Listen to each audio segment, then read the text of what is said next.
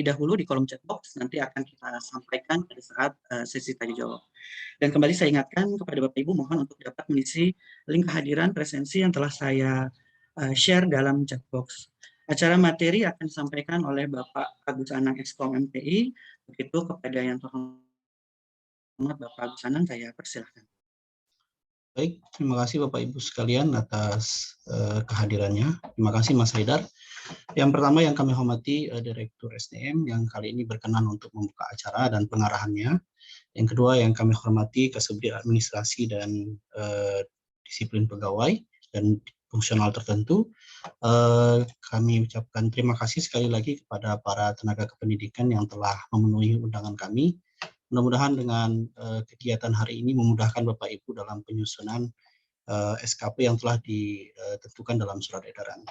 Sekali lagi saya mohon izin Bu Amalia untuk melanjutkan diskusi tentang penyusunan SKP. Baik Bapak Ibu sekalian,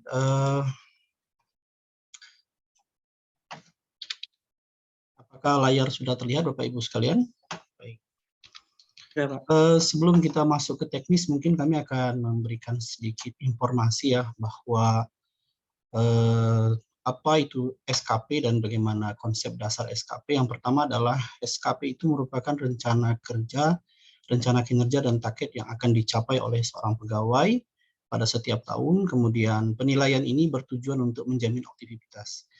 Jadi sebenarnya SKP itu salah satu instrumen yang paling formal yang dilakukan oleh negara maupun UI dalam mengukur kinerja seseorang dan perilaku seseorang. Jadi sehingga dokumen ini menjadi penting untuk diperhatikan sama-sama ketika dalam proses penilaian kepegawaian. Bagaimana hubungan antara SKP dengan administrasi kepegawaian sangat penting sekali. Mengapa? Karena hampir seluruh ya proses administrasi kepegawaian itu membutuhkan syarat dokumen terkait dengan SKP. Jadi kalau kita lihat ada proses pengangkatan pegawai, kenaikan pangkat, kenaikan jabatan, mutasi, penyesuaian masa kerja, pensiun, permohonan surat keterangan, ujian dinas, penyesuaian jasa, izin belajar, tugas belajar, satya lencana, sehingga cuti di luar tanggung negara, itu membutuhkan SKP Bapak Ibu sekalian. Jadi selain memang kewajiban bagi setiap pegawai tetap Universitas Indonesia, namun juga ini juga penting buat proses administrasi kepegawaian. Nah, kewajiban ini telah dituangkan dalam ketentuan yang telah diatur pada PP 30 tahun 2019 di pasal 8 bahwa setiap pegawai itu wajib menyusun SKP. Nah, SKP sendiri punya histori ya sebenarnya penyusunan dari beberapa tahun. Jadi instrumen ini terus dievaluasi oleh negara sehingga banyak sekali perubahan-perubahan yang terjadi. Saya pribadi itu mengalami SKP pada PP 10 tahun 79 ya. Jadi tahun 2010 ketika saya jadi CPNS waktu itu, saya menggunakan masih format DP3. Nah, kemudian setelah beberapa tahun hingga tahun 2010 itu berganti dengan penilaian yang baru dengan menggunakan PP 46 tahun 2011 yang biasa kita gunakan. Nah, PP ini kemudian secara teknis itu dilakukan atau bisa dibaca di Perkabkn nomor 1 tahun 2013. Lalu kemudian yang sedang kita sosialisasikan ini adalah tentang PP nomor 30 tahun 2019 di mana petunjuk teknisnya itu melalui Permenpan 8 tahun 2021. Jadi Bapak Ibu sekalian, jika Bapak Ibu ingin melihat bagaimana cara kita menyusun SKP, silakan Bapak Ibu bisa membaca Permenpan nomor 8 tahun 2021 tentang sistem manajemen kinerja PNS. Kami perlu sampaikan bahwa panduan ini memang agak berat ya, jumlah halamannya sekitar 400, lebih tepatnya 399, sehingga pada kesempatan hari ini mungkin tidak semua bisa saya sampaikan karena banyak sekali materi-materi yang sangat detail ya, kemudian teknis, kemudian beberapa hal juga cukup ilmiah. Saya akan memberikan best practice yang paling mudah dalam penyusunan SKP. Nah, Bapak Ibu sekalian, perlu kami sampaikan bahwa Permenpan yang akan kami sosialisasikan hari ini telah mengalami perubahan lagi atau telah dicabut. Jadi peraturan Permenpan 8 tahun 2021 ini telah dicabut pada sekitar 3 minggu yang lalu oleh Permenpan nomor 6 tahun 2022. Jadi Bapak Ibu sekalian, ada kemungkinan nanti pada periode berikutnya penyusunan SKP mungkin tahun 2022 atau 2023 itu akan menggunakan format yang sedikit berbeda ya. Jadi secara umum sama dengan PP yang sekarang, hanya saja proses penilaiannya akan menggunakan mekanisme yang berbeda. Namun karena kita ada kewajiban menyusun SKP tahun 2021 menggunakan Permen PAN 8 tahun 2021, maka hari ini kita akan tetap mensosialisasikan Permen PAN 8 tahun 2021. Namun untuk tahun 2022 kita akan melakukan sosialisasi kembali bagaimana penyusunan SKP dengan format yang telah lebih disempurnakan. Apa yang paling berbeda dari SKP yang paling baru ya, jadi ini bukan yang kami sosialisasikan sebagai informasi saja Bapak Ibu sekalian. Yang pertama adalah di perilaku kerja. Jadi di perilaku kerja itu ada perubahan ya dari bahasa-bahasa mekanisme seperti komitmen, disiplin dan segala macam itu berubah dengan core value akhlak ya. Jadi sesuai dengan amanat Presiden yang mengatakan bahwa setiap pegawai itu harus memiliki core value yang sama di setiap instansi, dan core value untuk pegawai itu mengacu ke core value yang sudah ditetapkan oleh negara, yaitu yang sudah dipakai oleh BUMN. Kemudian mekanisme kerjanya bisa bersifat agile ya, dan kemudian tidak ada hubungan antara SKP dengan angka kredit. Nah ini memang yang terbaru, namun akan kita sosialisasikan pada mekanisme yang ke depan. Nah, di sini disebutkan bahwa di Permen PAN nomor 6 tahun 2022 bahwa SKP dari Juli sampai dengan Desember tahun 2021 itu tetap menggunakan Permen PAN nomor 8 tahun 2021.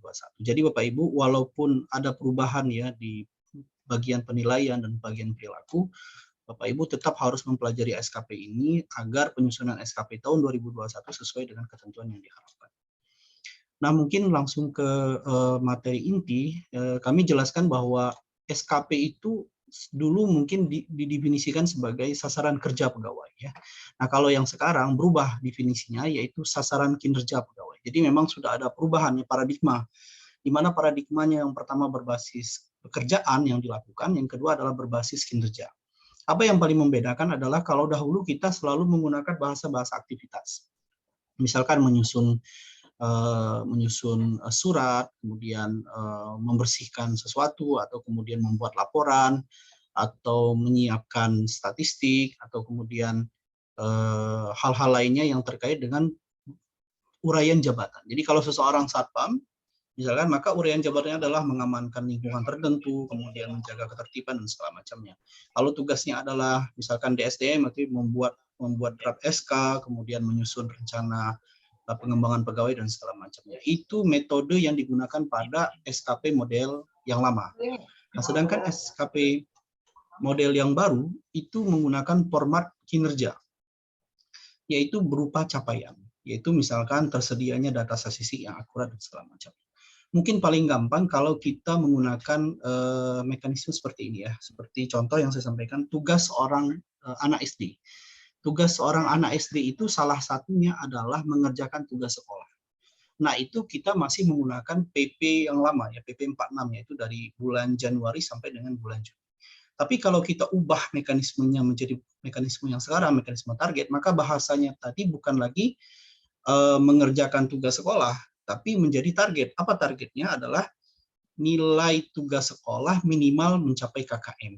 Jadi memang kita mentargetkan adalah hasil dari tugas sekolahnya itu akan seperti apa. Beda dengan yang dulu. Kalau dulu adalah mengerjakan tugas sekolah, bahwa nanti hasilnya baik atau tidak baik, apakah hasilnya itu mendukung pimpinan, itu tidak ada kaitannya. Sedangkan yang sekarang, semua pekerjaan yang dilakukan itu harus mendukung pekerjaan dari pimpinan, pekerjaan target utama dari pimpinan. Jadi nanti mohon Bapak Ibu sekalian dapat menyesuaikan bahasa-bahasa yang tercermin dalam uraian kerja Bapak Ibu sekalian itu menjadi bahasa-bahasa target atau bahasa-bahasa capaian kinerja yang harus dilakukan untuk mendukung kinerja dari atasan. Nah, secara umum SKP itu dibagi dua untuk tahun 2021. Yang pertama adalah SKP dari Januari sampai dengan Juni dengan menggunakan PP yang lama. Kemudian dari Juli sampai dengan Desember menggunakan PP yang baru, yaitu PP 30 tahun 2019. Jadi Bapak Ibu, mengapa ini terjadi? Karena pada PP 2019 itu baru berlaku 2 tahun berikutnya, yaitu pada bulan April 2021, sehingga pemerintah menentukan pembagian pemerintah menentukan pembagian SKP pada tahun 2021 itu menjadi 2 peta, yaitu peta Januari sampai dengan Juni dengan menggunakan SKP yang lama, Juli sampai dengan Desember itu menggunakan SKP yang baru. Nah, hari ini kita sedang mendalami bagaimana menyusun SKP Juli sampai dengan Desember. Karena SKP pada bulan Januari sampai dengan Juni itu sudah terbiasa kita gunakan dan sudah 10 tahun kita gunakan. Nah, sekarang kita sudah menggunakan metode yang baru. Bapak Ibu sekalian, mungkin kami akan jelaskan singkat tentang istilah JPT, JA, dan JF. Jadi di negara itu ada istilah jabatan pimpinan tinggi, jabatan administrasi, dan jabatan fungsional. Nah, jabatan pimpinan tinggi adalah jabatan yang memiliki eselonisasi dari eselon 2 ke atas. Jadi kalau di negara seperti kepala biro itu merupakan jabatan pimpinan tinggi. Nah, bagaimana kalau di lingkungan Universitas Indonesia, jabatan pimpinan tinggi adalah setara dengan direktur SDM, setara dengan kepala-kepala di masing-masing unit. Sehingga nanti ketika Bapak Ibu menyusun SKP untuk para pimpinan di lingkungan kerjanya, maka akan berbeda antara SKP pimpinan ya dengan SKP yang di bawah. Nah, SKP untuk jabatan administrasi adalah SKP di bawahnya seperti SKP para kasubdit, para kasih, para koordinator, para manajer, dan para staf itu menggunakan SKP format jabatan administrasi. Sedangkan jabatan-jabatan fungsional seperti pustakawan, arsiparis, dan kemudian PLP itu menggunakan SKP versi jabatan fungsional tertentu.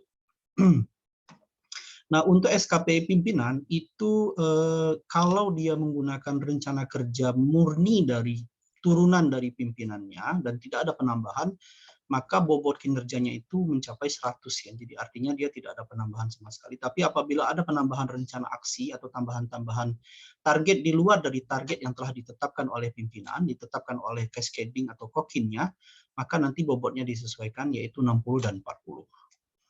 Secara umum SKP yang sekarang itu berbasis rencana strategis, sehingga Bapak Ibu sekalian seharusnya ketika nanti semua turunan SKP itu sampai kepada level staff, maka ketika rencana kerja dan target yang telah dicapai oleh para tim di bawah, ketika nilai-nilai mereka bagus, seharusnya rencana strategis itu juga tercapai dengan baik. Jadi kalau yang dulu antara SKP seorang individu dengan rencana strategis organisasi itu tidak ada hubungan. Sehingga ketika SKP-nya bagus, tapi rencana kerjanya belum tentu tercapai. Nah, kalau sekarang seharusnya ketika semua rencana strategis itu menjadi cascading atau turun ke level yang ke bawah sampai level yang paling bawah, ketika target-target itu terpenuhi, seharusnya rencana strategis yang ditentukan oleh organisasi itu bisa tercapai. Jadi kalau kita lihat dari rencana strategis, UI sendiri telah menerapkan pola cascading ya.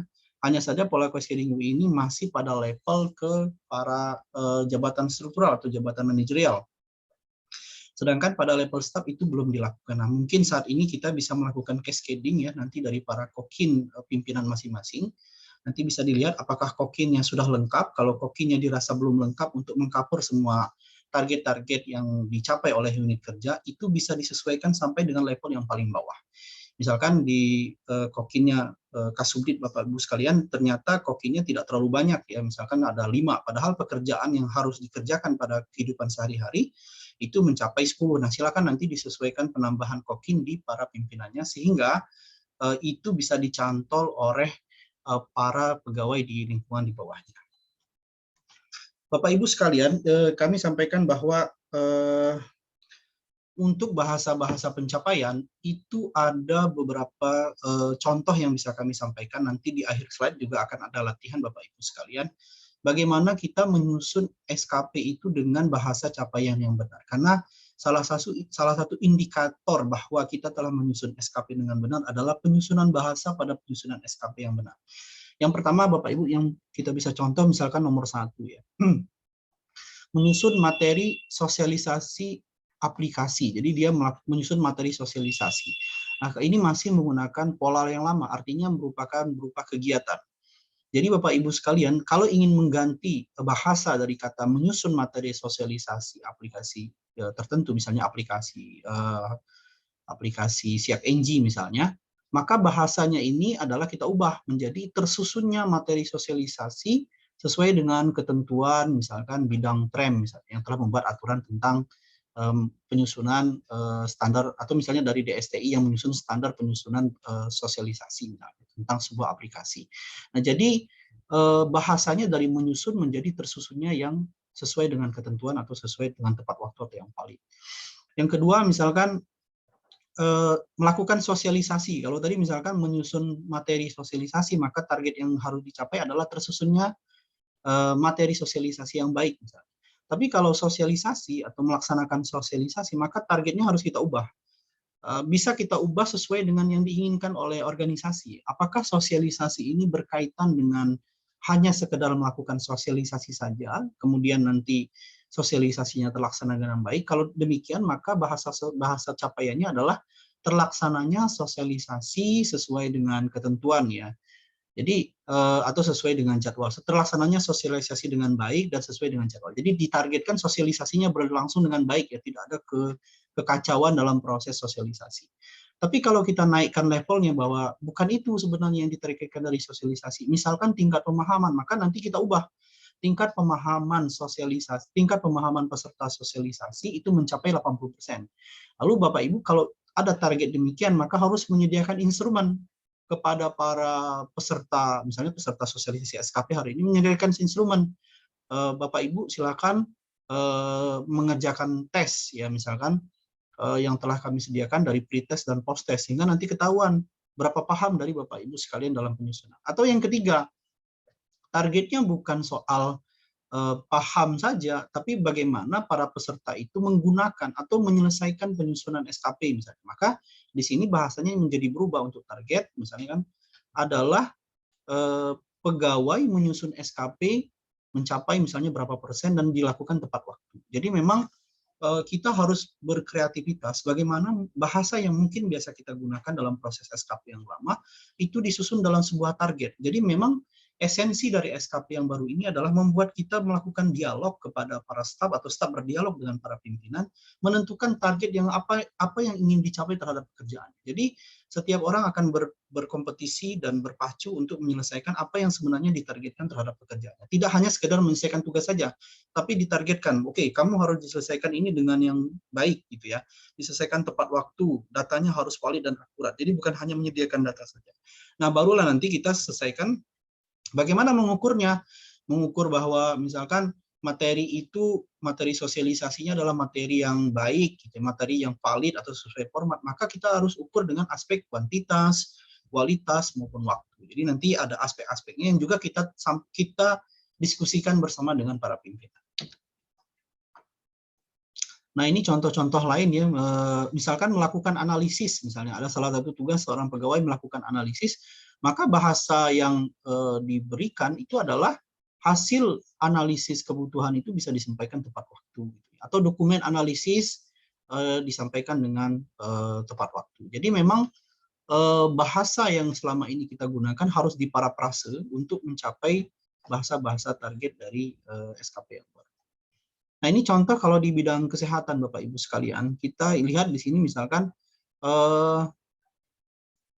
kalau dulu mungkin melaksanakan diagnosa kepada pasien. Kalau sekarang diubah, diagnosa dilakukan dengan tepat misalnya. Nah, saya ambil contoh di sini menuliskan resep. Menulis resep itu contoh bagaimana kita melakukan sebuah kegiatan. Tapi kalau kita menjadikan target, maka resep ditulis sesuai dengan diagnosa. Jadi memang resep yang ditulis sesuai dengan diagnosa oleh dokter misalkan. Atau misalkan kalau kita ingin ubah jadi yang lebih ekstrim, bahwa resep yang tingkat kesalahan penulisan resep itu kurang dari misalnya berapa persen.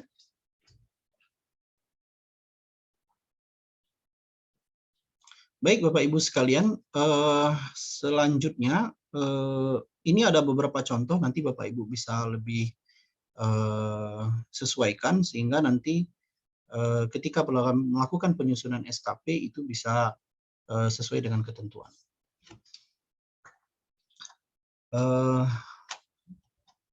Sebelum melakukan penilaian SKP Bapak Ibu sekalian, ini kita bisa melakukan matriks terlebih dahulu. Jadi kalau kemarin ya saya bilang, kalaupun kita tidak melakukan matriks, maka yang perlu dilakukan adalah memberikan kontrak kinerja kepada seluruh staf ya. Lalu kemudian para staf di bawahnya itu melakukan melingkari kinerja atasan mana yang kemudian dia intervensi. Jadi kalau misalkan agak sulit misalnya melakukan matriks, sebenarnya yang paling enak itu melakukan matriks sebenarnya. Tapi kalau kemudian tidak terbiasa melakukan matriks, maka yang harus dilakukan oleh Bapak Ibu sekalian itu memberikan kontrak kinerja kepada seluruh staf gitu ya. Kemudian kontrak kinerja itu ditentukan oleh para staf mana-mana saja yang kemudian akan diintervensi. Lalu dari setiap intervensinya itu apa yang akan dilakukan oleh para staf untuk melakukan intervensi terhadap kokin yang dilingkari oleh para staf yang dimaksudnya. Nanti kita akan simulasikan bagaimana kita bisa melakukan sosialisasi tentang penggunaan matriks. Baik, Bapak Ibu sekalian, di dalam penyusunan matriks itu juga ada tentang cascading, tipe cascading. Pertama, cascading bersifat direct, ada yang bersifat non direct. Apa yang dimaksud dengan cascading direct adalah cascading yang bersifat pembagian wilayah. Artinya pencapaian terhadap seseorang itu tidak mempengaruhi capaian orang lain. Jadi paling gampang adalah kalau misalnya kan pekerjaan itu dibagi pecah oleh masing-masing tim.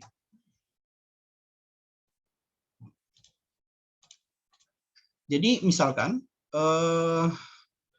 ada pembagian kalau di SDM sendiri itu misalkan terbagi beberapa hal ya. Misalkan satu, kalau ada seseorang yang mengerjakan remunerasi fakultas tertentu, kemudian satu lagi fakultas tertentu. Nah, itu disebut dengan pembagian direct. Artinya, pekerjaannya itu flow-nya sama, artinya rangkaiannya sama, yang membedakan hanya pembagian wilayah saja. Nah, itu disebut dengan pembagian direct.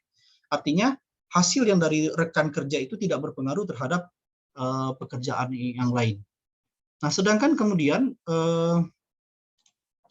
kalau yang non-direct, ya, itu adalah bersifat tim, di mana target yang telah ditentukan itu berjalan sesuai dengan flow. Contoh berjalan dengan sesuai flow itu misalnya kita membuat sistem informasi kepegawaian misalkan. Maka ketika dibuat sebuah tim proses penyusunan sistem informasi kepegawaian, itu harus ada yang melakukan bisnis prosesnya, ada yang melakukan codingnya, ada yang melakukan testingnya. Nah, ketika proses itu saling menunggu satu sama lain atau berdampak kepada orang lain, maka otomatis mekanisme pekerjaan targetnya itu berupa non-direct. Baik, selanjutnya tipe kondisi Bapak Ibu. Ada kondisi yang bersifat normal, kemudian ada kondisi juga yang bersifat khusus ya. Kondisi yang bersifat normal itu apabila target yang dicapai oleh Bapak Ibu itu meningkat. Jadi kalau baik sebuah target, itu targetnya meningkat, maka itu disebut dengan aspek normal. Tapi kalau kondisinya adalah kondisi khusus, maka yang disebut dengan kebaikan itu ada apabila pencapaiannya turun. Misalkan kalau normal itu adalah misalkan serapan anggaran. Semakin bagus serapan anggaran mencapai 100%, itu dianggap kondisi yang baik.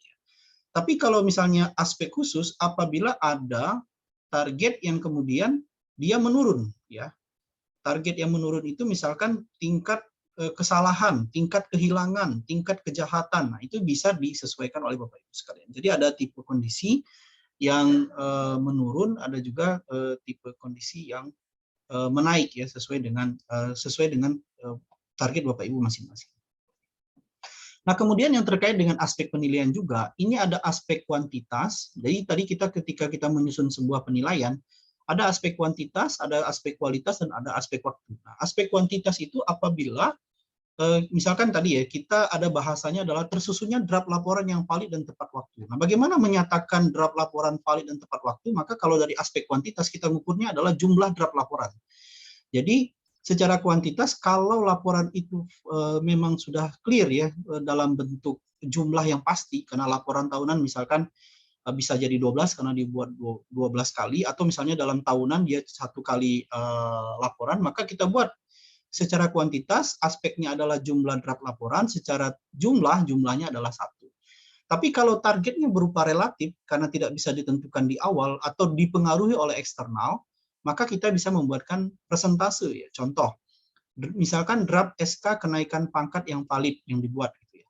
Maka kualitasnya adalah persentase draft SK yang dikerjakan. Mengapa persentase? Karena kita tidak pernah tahu berapa draft yang akan kita buat. Oleh karena itu, berapapun usul yang masuk ke kita, sepanjang persentasenya memenuhi yang diharapkan oleh pimpinan, maka yang bersangkutan telah memenuhi standar tersusunnya draft laporan yang valid dan tepat waktu. Bagaimana dengan aspek selanjutnya, aspek kualitas? Aspek kualitas itu bisa diukur dari tingkat atau level, ya. Misalkan tingkat kesesuaian, tingkat keakuratan, kemudian tingkat levelnya nasional, internasional, atau tingkat lokal gitu ya, tingkat efektivitas, tingkat kelengkapan dan segala macam. Jadi nanti bahasa-bahasa aspek tingkat kualitas adalah tingkat keakuratan laporan, tingkat kesesuaian laporan misalnya, tingkat keakuratan data yang tersedia gitu ya, tingkat efektivitas obat segala macam. Itu bisa kita lakukan. Atau misalnya level output yang dihasilkan, levelnya nasional, internasional dan segala macam. Kalau waktu juga bisa juga. Ada yang kalau waktunya pasti, kita bisa ukur misalnya 3-4 hari atau 6 bulan. Atau misalnya kita menyatakan rata-rata waktu penyelesaian. Atau tingkat penyelesaian waktu bisa. Atau kita tidak mau main soal rata-rata, tidak mau menentukan soal waktu. Kita bilang yang penting tepat waktu. Maka tingkat ketepatan waktunya secara rata-rata itu berapa persen? Misalkan 90 sampai dengan 100%. Nah, ini yang penting Bapak Ibu sekalian, itu di bagian penilaian. Penilaian untuk PSKP yang lama itu minimal 76 untuk proses kepegawaian. Ini bukan berarti bahwa semua orang itu harus tidak boleh dinilai di bawah 75, tapi bahwa nilai minimal untuk proses kepegawaian itu adalah minimal 76 untuk proses kepegawaian. Ini pada SKP yang lama ya. Sedangkan untuk SKP yang baru itu minimal 90 karena relatif ke 120. Jadi Bapak Ibu sekalian, ketika memberikan penilaian dari pimpinan melakukan penilaian ke bawahan, atau kemudian memberikan, atau bawahan yang kemudian menuliskan dulu nilai-nilai tersebut, pastikan nilai tersebut sesuai dengan format yang baru. Artinya, standarisasinya relatif ke 120, bukan ke 100 lagi. Sehingga, misalkan Bapak Ibu nilainya itu 85, maka yang dituliskan dalam SKP itu adalah 102. Kenapa? Karena 102 itu setara dengan 85. Jadi kalau Bapak Ibu menuliskan nilainya 89 pada SKP yang baru, maka itu berpredikat cukup. Artinya setara dengan 75.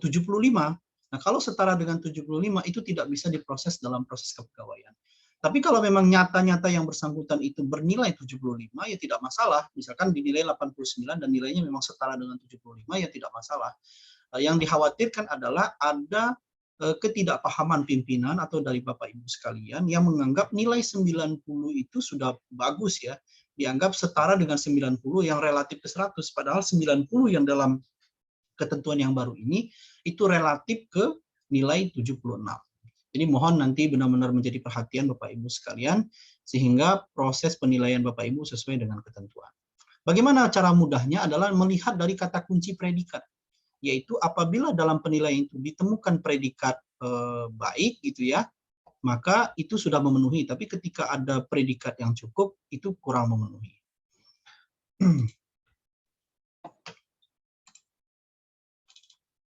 Baik Bapak Ibu, mohon maaf,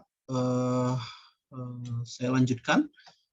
Untuk Satya Lencana, itu predikat minimal dalam proses SKP itu adalah 85 ya. Jadi kalau Bapak Ibu ingin melakukan proses penilaian dan nilainya kurang dari 85, itu tidak bisa diproses Satya Lencana. Satya Lencana itu adalah penghargaan masa kerja. Masa kerjanya ada berapa tahun? Ada 10 tahun, 20 tahun, atau 30 tahun. Jadi nanti Presiden akan memberikan penghargaan kepada Bapak Ibu sekalian, atau kalau di sini rektor bagi yang PMI, ketika nilai SKP-nya itu minimal 85. Karena relatif ke 100 kalau SKP yang lama. Tapi kalau yang sekarang, itu relatif ke 120, sehingga nilainya, nilai perilaku terutama itu, minimal 102. Jadi mohon nanti Bapak Ibu sekalian benar-benar memperhatikan penilaian SKP ini. Jadi diharapkan sebelum menandatangani, baik dari pimpinan, Bapak Ibu selaku pimpinan, atau Bapak Ibu memberikan penilaian nanti yang dikoreksi oleh para pimpinan, itu disesuaikan dengan ketentuan penilaian itu.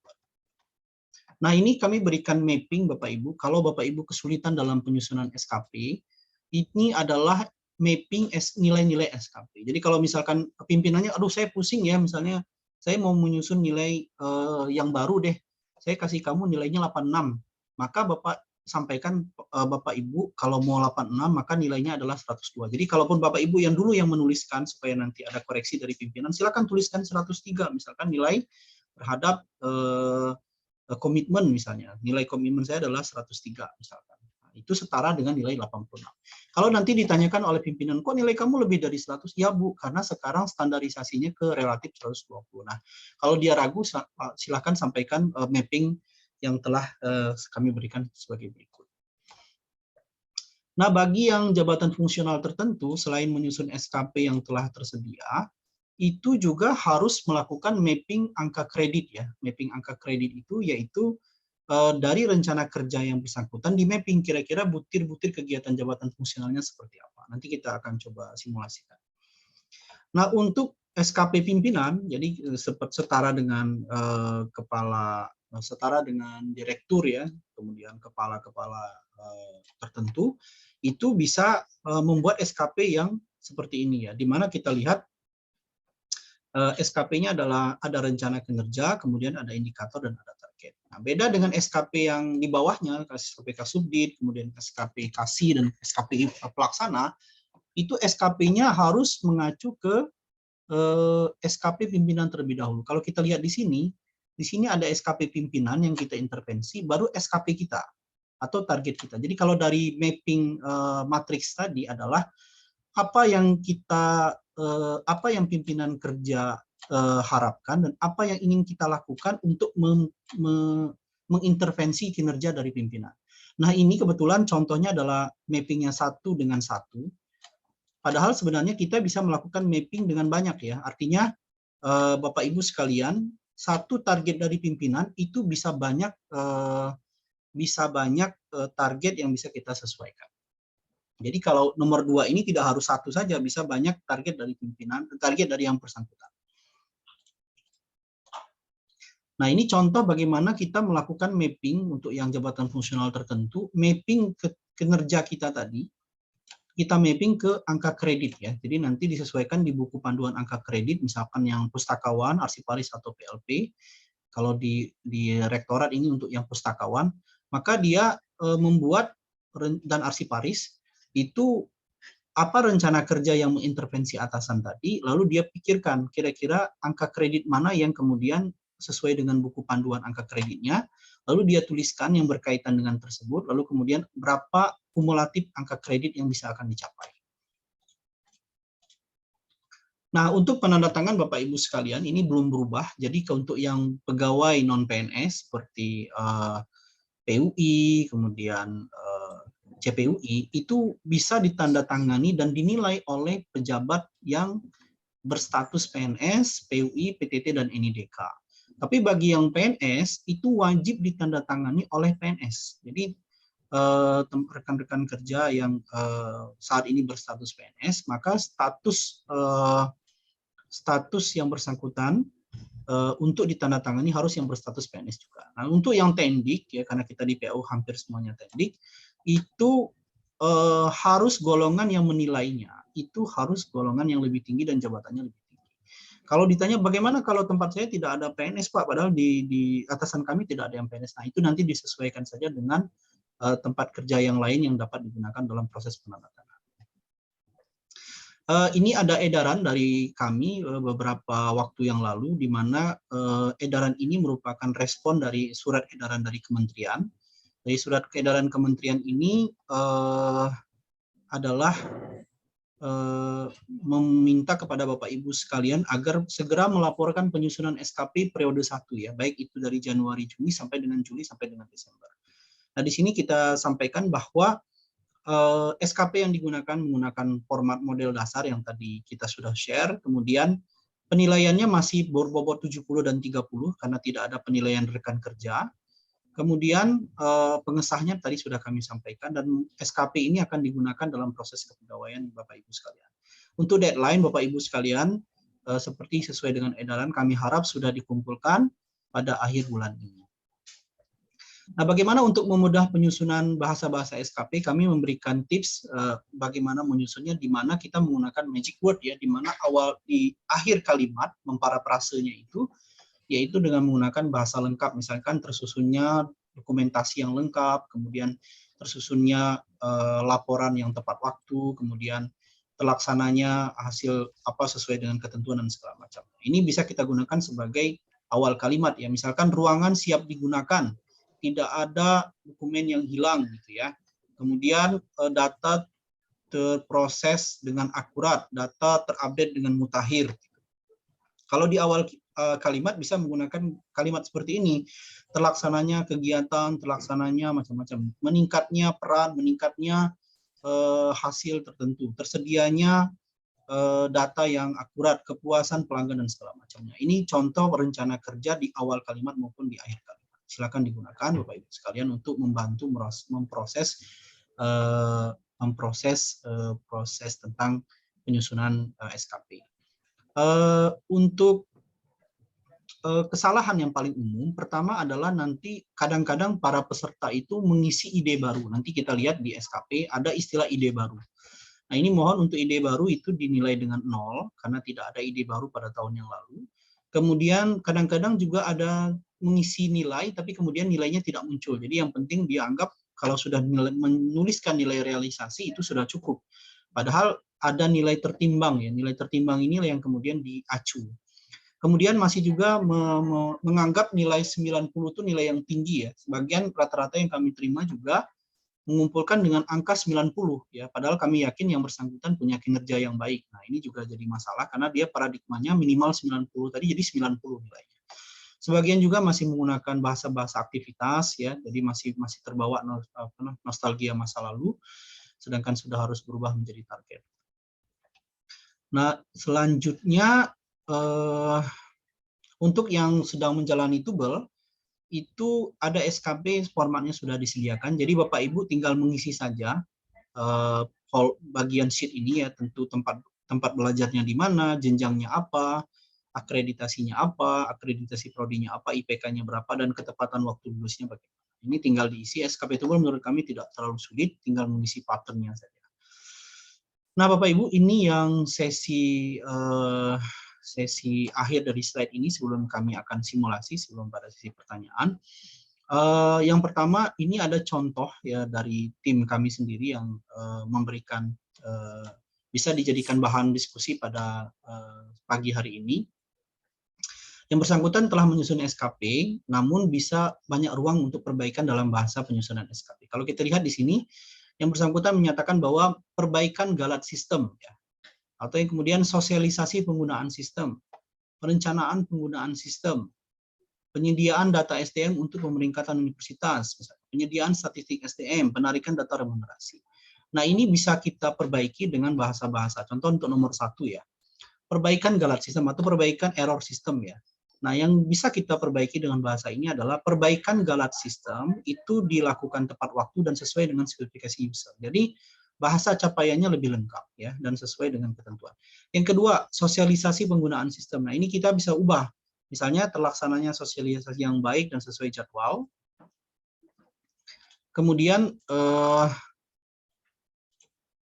ada juga yang bisa kita ubah pada proses sosialisasi ini, sosialisasi penggunaan sistem ini adalah misalkan peserta menggunakan sistem yang telah disosialisasikan. Itu misalnya unit kerja menggunakan sistem yang telah disosialisasikan. Atau misalnya tingkat pemahaman sosialisasi. Contoh yang nomor 3, perencanaan pengembangan sistem. Nah, ini juga masih kegiatan. Bisa kita ubah dengan bahasanya adalah tersusunnya rencana pengembangan sistem yang sesuai dengan roadmap SDM misalkan. Jadi bahasanya itu adalah bahasa-bahasa pencapaian. Kemudian bahasa yang lain misalnya penyediaan data SDM untuk pemeringkatan universitas. Nah, ini bisa kita ubah juga, yaitu tersedianya data SDM yang akurat untuk pemeringkatan universitas atau penyediaan data statistik SDM yang akurat dan tepat waktu. Atau misalkan ini adalah penarikan data remunerasi disampaikan dengan respon yang cepat dan sesuai dengan format. Jadi Bapak Ibu sekalian, kita harus mengubah bahasa-bahasa tersebut sesuai dengan ketentuan. Dan selanjutnya adalah kita sesuaikan lagi apakah kuantitas, kualitas, dan waktu ini telah sesuai dengan parameternya. Jadi nanti mohon menjadi perhatian dari Bapak Ibu sekalian agar penyesuaian tersebut bisa dilakukan. Nah, ini tadi seperti yang kita sampaikan, terlihat bahwa ada perbaikan galat sistem yang terselesaikan tepat waktu. Ini kuantitasnya seperti apa, kualitasnya seperti apa, yaitu hasil pengujian, kemudian penyelesaiannya. Kemudian untuk yang tersosialisasikan adalah persentase yang menggunakan, kemudian tingkat penggunaan unit kerja dan waktu penyelesaian sosialisasi. Kemudian sedangkan untuk yang lain misalkan terkait tersusunnya roadmap ya, rencana pengembangan sesuai dengan roadmap, maka secara kuantitasnya adalah kita lihat di sini adalah dokumen ya, jumlah dokumen perencanaannya, kemudian kualitasnya sesuai dengan kaidah penulisan dan waktu penyelesaian dokumen. Jadi Bapak Ibu sekalian mohon nanti dapat menyesuaikan sehingga penyusunan SKP itu sesuai dengan ketentuan yang ada. Nah, untuk SKP sendiri Bapak Ibu sekalian, karena bersifat cascading ya, dalam bahasanya itu bahasa piramid ya, di mana bahasa dengan kendali yang tinggi itu semakin tidak bisa diturunkan, sedangkan kendali yang rendah itu semakin bisa diturunkan. Jadi kalau Bapak Ibu menjadi level manajerial, pastikan bahasa Bapak Ibu itu masih bisa diturunkan ke level yang paling bawah ya.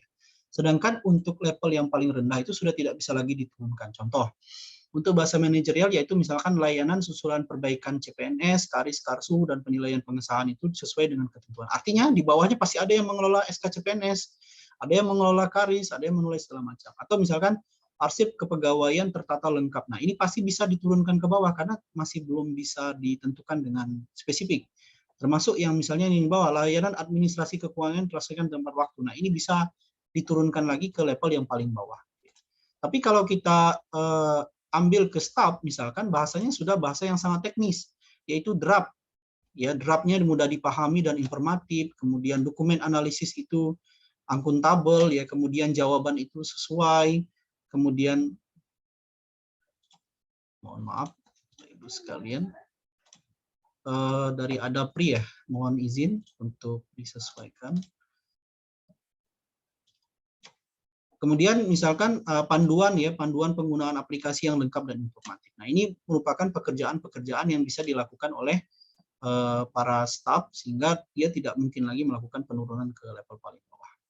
Itu saja Bapak Ibu dari saya sebelum kita praktek ya mekanisme penyusunan. Selanjutnya saya kembalikan dulu kepada Mas Haidar apakah saya melanjutkan proses tanya jawab atau melakukan simulasi ya menggunakan matriks, kemudian simulasi bagaimana menyusunkan SKP. Terima kasih. Assalamualaikum warahmatullahi wabarakatuh. Waalaikumsalam warahmatullahi wabarakatuh. Terima kasih Pak Agus Anang. Baik, Bapak Ibu tadi kalau ada tampilan translate di layanan Zoom itu bisa dinonaktifkan melalui Zoom aplikasi Bapak Ibu masing-masing, baik dari PC ataupun dari handphone. Lalu terkait beberapa pertanyaan, tadi pertanyaan sudah ada di sini dan akan kami sampaikan lagi nanti. Mungkin lebih baiknya jika kita langsung masuk ke coba simulasi, nanti pertanyaan sekaligus di akhir sambil berjalannya simulasi. Baik Bapak Ibu, saya ingatkan kembali bagi yang belum mengisi daftar hadir, mohon untuk dapat mengisi link presensi kehadiran sambil kita menunggu Pak Anang sebentar.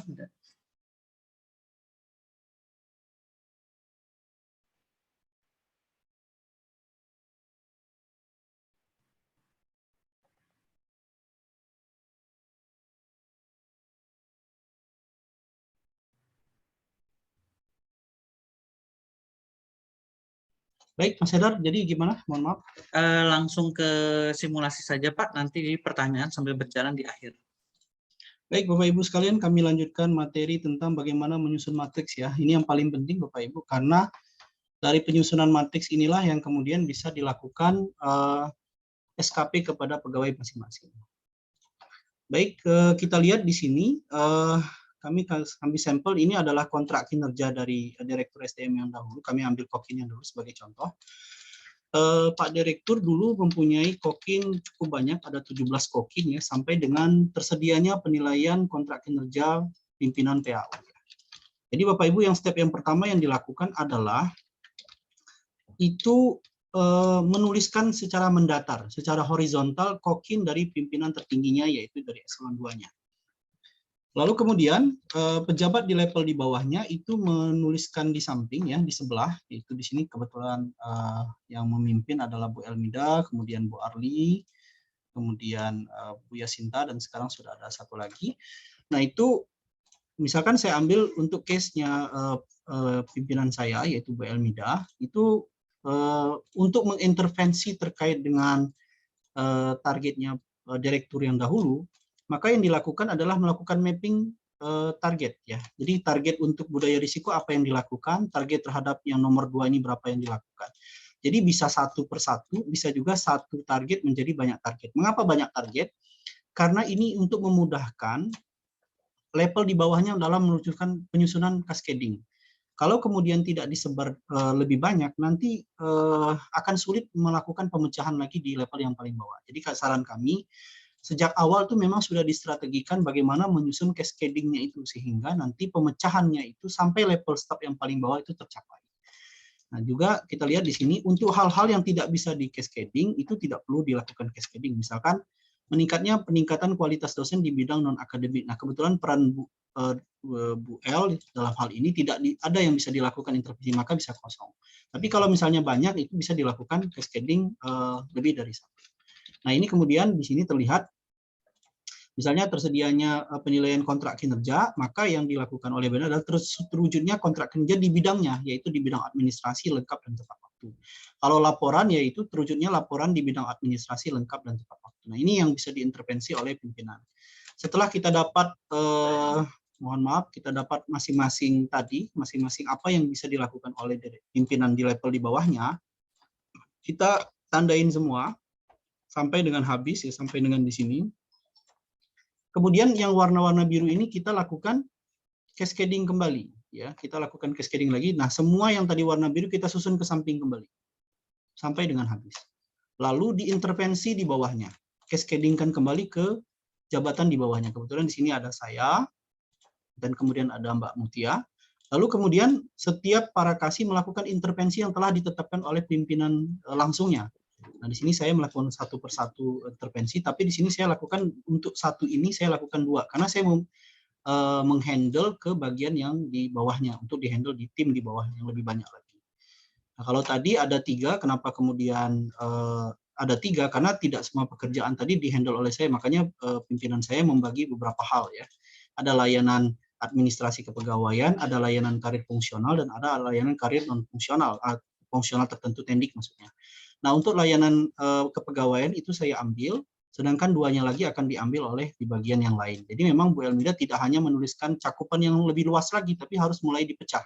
Nah, saya sendiri sudah melakukan pemecahan lagi. Mengapa? Karena saya membayangkan ada tim saya yang akan melakukan target tersebut. Nah, ini terus dilakukan mapping. Setelah dilakukan mapping semua, maka itu menjadi SKP saya. Nah, saya kemudian menuliskan lagi ke kanan, semua proses yang tadi saya targetkan ke kanan, lalu kemudian saya menuliskan tim saya. Misalkan ada tim saya, ada 7, tim saya kemudian melakukan intervensi. Masing-masing intervensi ini disesuaikan dengan pekerjaannya. Dan bahasanya sudah bahasa yang kendali tinggi, yaitu tidak bisa diturunkan lagi ya, misalkan data in arsip termutakhirkan, data sirkulasi, data kontrol, pencatatan, dan segala macamnya. Sehingga warna biru ini merupakan jadi SKP-nya dari Bapak Edi. Atau kemudian kalau di sini contoh, ada case Mas Septian ya, di mana terlihat SKP Mas Septian yang bisa diintervensi ada beberapa ini yang bisa dilakukan. Nah, itu contoh bagaimana kita melakukan cascading ya, dari level pimpinan turun ke level pimpinan lagi, turun lagi sampai level kepala staf. Sehingga semua yang ditargetkan oleh pimpinan itu bisa dilakukan oleh staf. Tapi tidak semua target pimpinan itu bisa dilakukan staf. Bisa saja target itu hanya bisa dilakukan oleh pimpinan, maka tidak bisa turun. Nah, kalau itu tidak bisa turun juga tidak masalah. Yang penting itu bisa diselesaikan oleh dari level yang bersangkutan, level di bawahnya atau level yang paling rendah. Nah, sekarang kita masuk ke SKP-nya para tendik ya. Mohon maaf, saya coba ambil. Ini SKP-nya Mas Septian nih. Nah, tadi sudah terlihat Bapak Ibu. Nah, jadi yang dilakukan oleh Septian adalah dia menuliskan dulu target pimpinannya. Target pimpinannya dituliskan dulu. Di sini kebetulan ada beberapa target ya 1, 2. Nah, lalu dia menuliskan intervensinya tadi. Jadi dari matriks tadi tinggal menurunkan saja apa target pimpinannya, apa yang dia lakukan. Nah, kalau kemudian ada target yang kemudian lebih banyak, contoh ini ya, target ini kan adalah target saya. Lalu kemudian staf saya itu melakukan beberapa target. Nah, ini dia bisa susun seperti ini. Jadi ada satu target pimpinan yang kemudian diintervensi oleh banyak target oleh Mas Septian. Jadi memang bisa dituliskan seperti itu. Nah, step pertama dalam penyusunan SKP itu adalah menyelesaikan nomor 1 dulu. Jadi tidak bisa bergerak ke nomor-nomor yang lain sebelum nomor 1 ini selesai. Nah, penyusunan itu kita sesuaikan, misalkan terkait dengan update sistem, kelola. Bagaimana target kuantitasnya, bagaimana kualitasnya, bagaimana waktu. Nah, ini ditentukan semua. Nah, bagaimana Bapak penyusunan yang baik? Misalkan saya contoh ya. Misalkan terkait misalnya kenaikan pangkat. Ya. Misalnya untuk kenaikan pangkat. Untuk kenaikan pangkat ini, misalkan pensiun misalkan ya. Ini kebetulan saya ubah misalkan 90 sampai misalkan harus 100% ya, harus 100%. Draft usulan pensiun terproses sesuai dengan ketentuan. Maka yang secara kuantitas jumlah, kalau dia jumlah ini harusnya ini persentase jumlah yang benar, bukan jumlah. Persentase jumlah usulan yang sesuai. Jadi dianggap targetnya Mas Septian itu harus 100% kalau ada usulan. Nah, kalau secara kualitas itu kita tentukan bahwa kalau misalkan tahun lalu kesalahannya itu kira-kira mencapai 7, nah sekarang kita ubah. Nah, kamu kesalahannya itu nggak boleh banyak-banyak, paling banyak 4 gitu, karena tidak mungkin tidak salah. Nah, mungkin kita sesuaikan targetnya. Nah, kemudian untuk penyelesaian satu dokumen, kalau dulu misalnya kita tahu Mas Septian bisa menyelesaikan dokumen pangkat itu paling lama misalnya 10 hari. Nah, kita ubah lagi. Kalau dia 3 sampai dengan 7 hari itu lebih baik. Jadi memang ini membuat para staf itu mempunyai pengukuran yang pasti ya, dan dialog kinerja dengan pimpinan bagaimana target yang sebenarnya diharapkan oleh pimpinan. Jika menjadi kontrol, sebenarnya kamu kan dulu begini nih, bisa nggak kamu lebih baik dari yang tahun lalu? Nah, jadi setelah ini disusun oleh Bapak Ibu sekalian dari aspek kuantitas, kualitas, dan waktu, dan tidak harus semuanya, bisa kuantitas waktu, bisa kuantitas kualitas, yang penting itu adalah kuantitas. Jadi minimal ada kuantitas, 1 juga boleh. Lalu baru kita bergerak ke halaman yang kedua. Nah, halaman yang kedua ini yang kita lakukan intervensi adalah di bagian kuning ya. Nah, kalau di sini contoh ya, kalau misalkan dia 80-100, misalkan mohon maaf, kalau dia misalkan targetnya tadi adalah 80-90, maka kita tulis di sini adalah 80-90. Kalau misalkan jumlahnya 100 seperti ini, maka kita tuliskan 0 kemudian 100. Kalau dia dokumennya 13, 13. Kalau 3 hari, ini adalah 03. Jadi disesuaikan sesuai dengan apa yang dituliskan. Ini jadi misalnya 14 ditulis 14 ya. Nah, untuk ini merupakan instrumen saja Bapak Ibu supaya kami bisa mudah melakukan rumus, karena rumusnya dari parameter ini. Jadi ini sebenarnya tidak perlu di print ya, yang di print itu dari A sampai dengan H ya. Nah, setelah 1 sudah kita isi, 14 sudah kita isi dengan benar, kita sesuaikan dari target ini kita sesuaikan.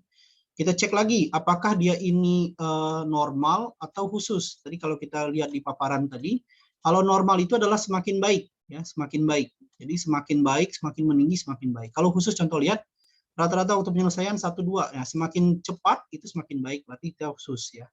Kalau misalnya semakin contoh lain tingkat kesalahan itu kan juga khusus, semakin salah maka semakin khusus. Nah, kemudian ada juga tipe non direct. Ada tipe direct. Nah, tipe non-direct ini adalah tipe di mana dia bergantung dari kerjaan tim yang lain. Maka kita harus menuliskannya adalah non-direct. Sedangkan kalau dia tidak ada konteks dengan orang yang lain karena dia mengerjakannya langsung dirinya sendiri, itu tipenya adalah direct. Setelah nomor 2 ini kita selesaikan oleh Bapak Ibu sekalian, maka kita masuk ke kolom N. Jadi tinggal mengisi realisasi saja. Nah, silakan diisi. Kalau misalnya 80-90, maka diisi misalkan berapa targetnya, misalkan 70 yang diproses. Gitu ya. Atau lebih tinggi, misalkan prosesnya malah 100, silakan melebihi target juga tidak masalah. Secara kesesuaian isian bagaimana, seberapa sesuai dia melakukan pengisian. Nah, itu disesuaikan oleh Bapak Ibu untuk mengisi kolom N. Jadi untuk nomor 3, kita hanya mengisi di kolom N. Nah, yang sering jadi masalah kadang-kadang nomornya ini, yang di bagian di sininya itu, dash, arti tidak keluar nilai. Nah, itu biasanya karena sifatnya adalah non-direct. Nah, kalau sifatnya non-direct, pastikan ada nilai referensial di sebelah sini. Coba lihat, di sini sudah ada saya tulis nilai referensial dari pimpinan. Karena target dari pimpinannya tadi, target dari pimpinan kita tulis mana yang tadi kinerja kita, misalnya kinerja yang ini, kemudian tulis kinerja atasan kita itu berapa. Karena konsep non-direct itu artinya, di mana kerjaan kita walaupun sudah sangat bagus, nilainya paling tinggi 80. Nanti sisanya tergantung nilai atasan. Nah, nilai atasan itu adalah 20% dari target dari nilai atasan. Jadi mau tidak mau kita harus tuliskan dulu target dari pimpinannya, baru nilai dari indirectnya itu atau non-direct itu bisa tercapai. Nah, setelah itu kita fokus ke penilaian perilaku ya. Nah, silakan Bapak Ibu menuliskan perilaku bagi yang memiliki kepemimpinan, memiliki jabatan struktural dengan SK Rektor, itu silahkan mengisi sampai ke 5. Tapi bagi yang tidak memiliki kepemimpinan dalam SKP-nya tidak mendapatkan SK Rektor, itu cukup 1 sampai 4 saja. Coba kita lihat di sini Bapak Ibu sekalian. Nilai 90 itu nilai batas bawah ya untuk dalam proses kepegawaian. Jadi kalau saya anggap nilainya 89, ini kata-kata cukup. Nah, kalau keluar kata-kata cukup, itu tidak bisa diproses dalam proses kepegawaian. Secara SKP bisa kita terima sebagai pelaporan SKP, artinya kinerjanya demikian, tapi secara proses kepegawaian nanti untuk kedepannya akan jadi masalah. Jadi pastikan Bapak Ibu, kalau nilai Bapak Ibu memang nilainya 85, maka silakan ditulis dengan 102. Nanti coba lihat mapping yang pernah kami buat di slide yang tadi. Jadi silakan isi dan pastikan nilai ini tidak salah. Dan kalaupun nilainya Bapak Ibu menuliskan 90, mohon maaf, nilai ini nilai yang kurang sesuai dengan keadaan apabila Bapak Ibu memang berperilaku yang baik di lingkungan kerja. Nah, ini untuk ide baru, ini harusnya 0. Jadi Bapak Ibu sekalian, ini tidak boleh ditambahkan. Jadi sampel yang kami berikan itu adalah 1 dan ini seharusnya 0. Kemudian yang selanjutnya yang Bapak Ibu bisa ubah adalah bagian nomor ini. Untuk halaman nomor 5 ya, yaitu melakukan penambahan nilai pejabat berikutnya, karena yang lain-lain ini sudah otomatis ya berdasarkan rumus yang sudah kami buat, sedangkan untuk nomor 3 itu harus ditambahkan sendiri. Nah, lalu kemudian masuk ke nomor 6. Nah, ini mengisi ulang SKP yang sudah pernah Bapak Ibu buat ya, silakan diisi ulang yang kita kuningkan ini. Nah, kalau yang SKP yang lama nilai 89, nilai 76 itu masih bagus ya. Masih bisa aman. Tapi kalau di yang baru nilai 76 ya itu sangat kecil sekali ya. Jadi tidak setara lagi dengan yang baru. Jadi nilai 76 yang dulu masih bernilai baik, tapi kalau di SKP yang baru itu sudah berubah predikatnya. Nah, setelah ini Bapak Ibu isi, maka otomatis nilai integrasinya sudah terisi. Kira-kira gitu Mas Haidar atas paparan kami. Mudah-mudahan SKP Bapak Ibu bisa berlangsung dengan baik penyusunannya dan dapat dikumpulkan sesuai dengan jadwal yang telah ditentukan. Itu saja dari saya. Terima kasih. Assalamualaikum warahmatullahi wabarakatuh. Waalaikumsalam warahmatullahi wabarakatuh. Terima kasih Pak Agusana atas pemaparannya. Baik Bapak Ibu, kita lanjut ke sesi tanya jawab. Sebelum saya bacakan yang ada di chat box, saya perkenankan Bapak Ibu yang jika ingin ada pertanyaan secara langsung dapat mengklik fitur raise hand dalam Zoom Bapak Ibu semua.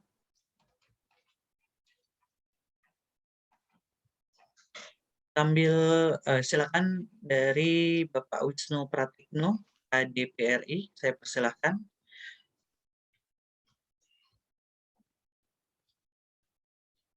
Pak Wisnu.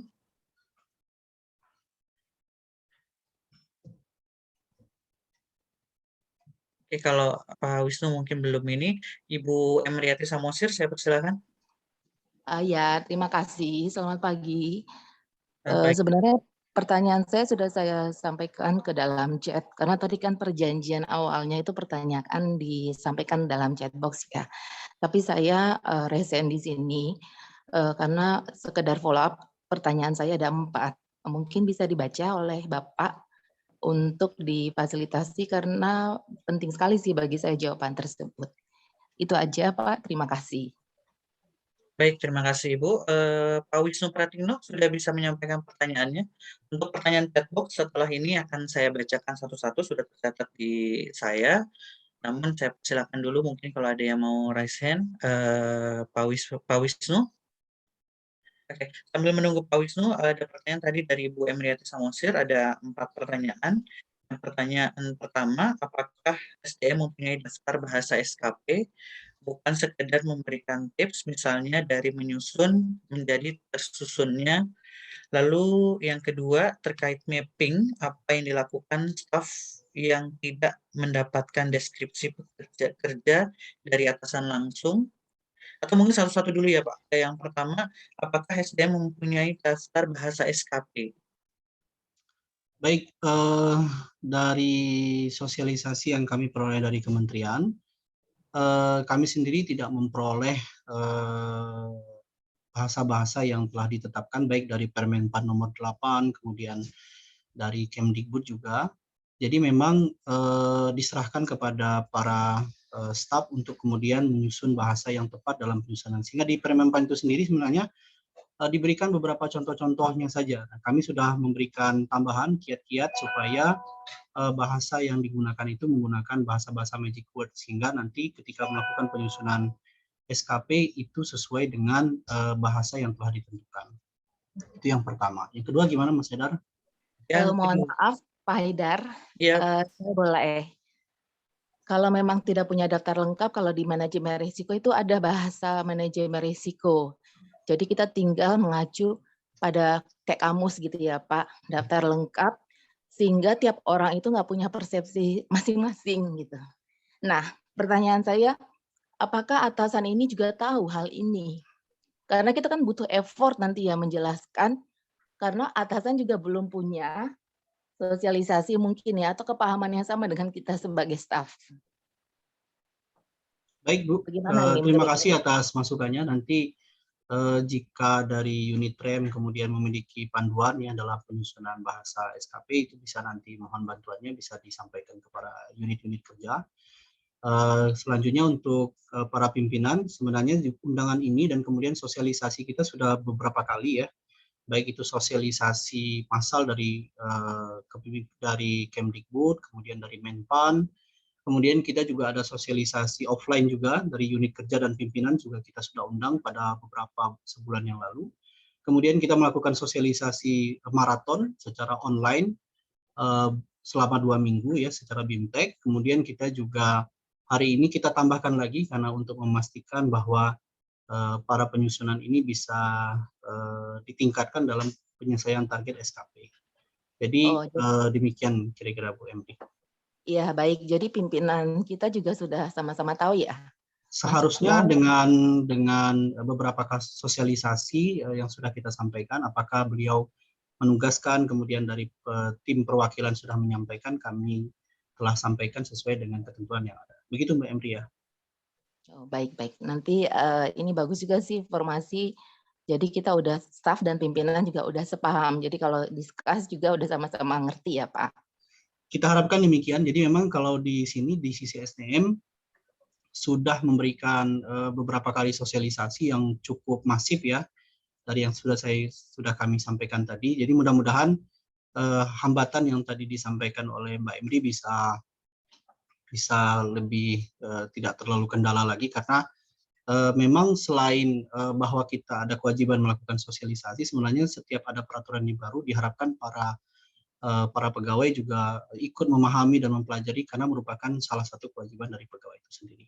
Jadi terima kasih masukannya dari Mbak Emri soal pertama bahasa TREM ya, tadi bahasa-bahasa manajemen risiko itu memang itu kalau kami perhatikan dari kontrak kinerja itu kan sudah cukup bagus ya karena mengacu di bahasa-bahasa capaian. Jadi kita harapkan kan para pimpinan juga selama ini sudah terbiasa menyusun kontrak kinerja setiap beberapa tahun terakhir karena melakukan BSC dan sudah beberapa kali juga melakukan mekanisme sosialisasi dari TREM dalam penyusunan manajemen risiko, sehingga kita harap bahasa untuk melakukan penyusunan dari dirinya sendiri dan ke bawahnya itu bisa didialogkan dengan para staf di bawahnya sehingga proses itu bisa berlangsung dengan baik. Jadi saya pikir terima kasih Mbak Emri soal masukannya. Mohon maaf Pak, saya bukan di TREM lagi, tapi di UI Training Center. Iya, maksudnya masukan Mbak Emri yang dulu pernah di TREM itu sudah cukup bagus. Terima kasih ya Mbak ya. Baik, yang kedua gimana Mas Haidar? Baik, yang kedua terkait mapping, apa yang dilakukan staf yang tidak mendapatkan deskripsi kerja dari atasan langsung? Baik, untuk mapping yang tidak mendapatkan deskripsi kerja dari atasan langsung. Saya pikir ini perlu didiskusikan ya dengan pimpinan masing-masing ya. SDM sendiri, kami di sini pada posisi melakukan sosialisasi bagaimana menyusun SKP dengan benar, untuk evaluasi tentang bagaimana kemudian mekanisme mekanisme pembagian kerja, kemudian bagaimana pengelolaan pegawai di masing-masing area itu kami serahkan ke masing-masing pimpinan. Jadi di sini saya selaku pembicara sosialisasi hanya menyampaikan bagaimana menyusun SKP dengan benar, sedangkan untuk pertanyaan terkait apabila ada pegawai yang tidak mendapatkan deskripsi nanti bisa didiskusikan ke pimpinannya yang lebih tinggi lagi. Kenapa hal itu terjadi dan kemudian bisa diselesaikan secara internal.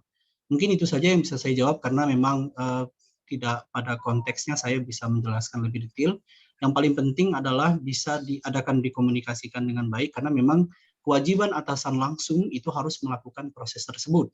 Sehingga seharusnya setiap pegawai mendapatkan tugas dan peran yang telah sesuai dengan ketentuan yang ada. Nomor 3, Mas Edan. Oh, maaf Pak Anang, saya Ya. mau memperjelas, berarti kita sebagai staf, kalau kita tidak mendapatkan deskripsi kerja dan kita sudah meminta, ya ini terkait mapping dan matrix, berarti tidak kita yang salah ya Pak, kalau SKP itu belum kita kerjakan. Kita udah minta misalnya, kita udah coba diskusi, tapi tetap belum ada, memang sih ini bukan tugas Pak Anang ya, SDM, Ya. tapi pihak atasan langsung masing-masing. Tapi kesalahan bukan di kita ya Pak? Menurut saya mungkin perlu didiskusikan dengan pimpinan yang lebih tinggi, Mbak ya. Jadi bisa saja ada hambatan komunikasi yang terjadi di lapangan, tapi mungkin bisa didiskusikan dengan pimpinan yang lebih tinggi mengapa kemudian hal tersebut terjadi.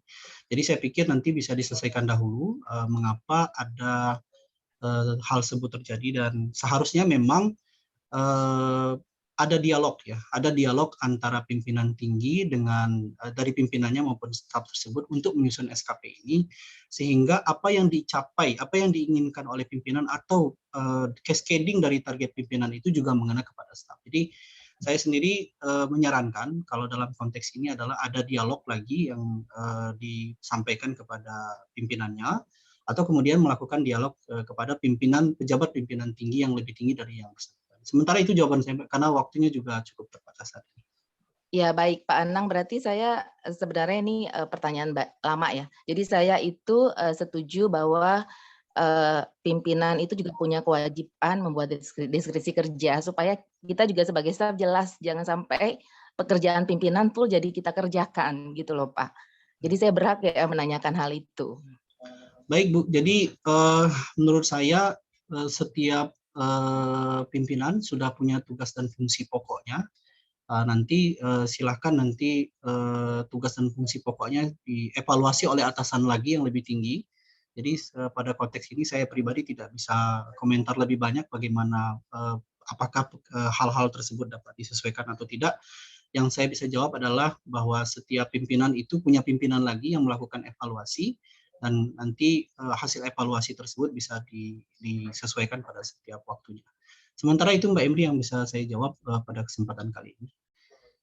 Kemudian kita lanjutkan untuk yang ketiga, bagaimana membedakan penilaian perilaku dari pimpinan baik atasan langsung maupun atasan di atasnya antara penilaian objektif terbuka versus like dan dislike. Baik, sebenarnya di dalam Permen PAN 30 ini sebenarnya sudah ada instrumen ya. Jadi instrumen matriksnya itu cukup banyak. Jadi memang penilaian penilaiannya itu sebenarnya menggunakan poin-poinnya. Jadi ada poin 1 sampai poin 5 kalau tidak salah. Saya agak lupa. Jadi nanti ada parameternya. Jadi mengukur misalkan seseorang itu komitmen itu ada 10 poin. Nanti dicentang tuh, centang semua, lalu kemudian mana yang tidak, mana yang benar atau tidak. Jadi nanti dapat poin, dari poin baru dikonversi ke nilai 120 minimal. Tapi karena situasi lapangan ini memang penjelasan tentang penggunaan matriks itu, matriks penilaian yang tadi dengan uraian yang lengkap itu sendiri tidak dijelaskan dengan detail oleh Kemendikbud dan tidak digunakan juga instrumen tersebut oleh Kemdikbud saat ini karena waktu yang sangat mepet dan peraturan ini sudah dicabut juga. dan akan berganti dengan peraturan yang baru dengan Permenpan nomor 6 tahun 2022. Di mana penilaian berikutnya itu dengan bahasa deskriptif. Jadi bahasanya bahasa seperti bahasa raport. Jadi nanti kita akan lihat perkembangan bagaimana penilaian perilaku pada periode berikutnya.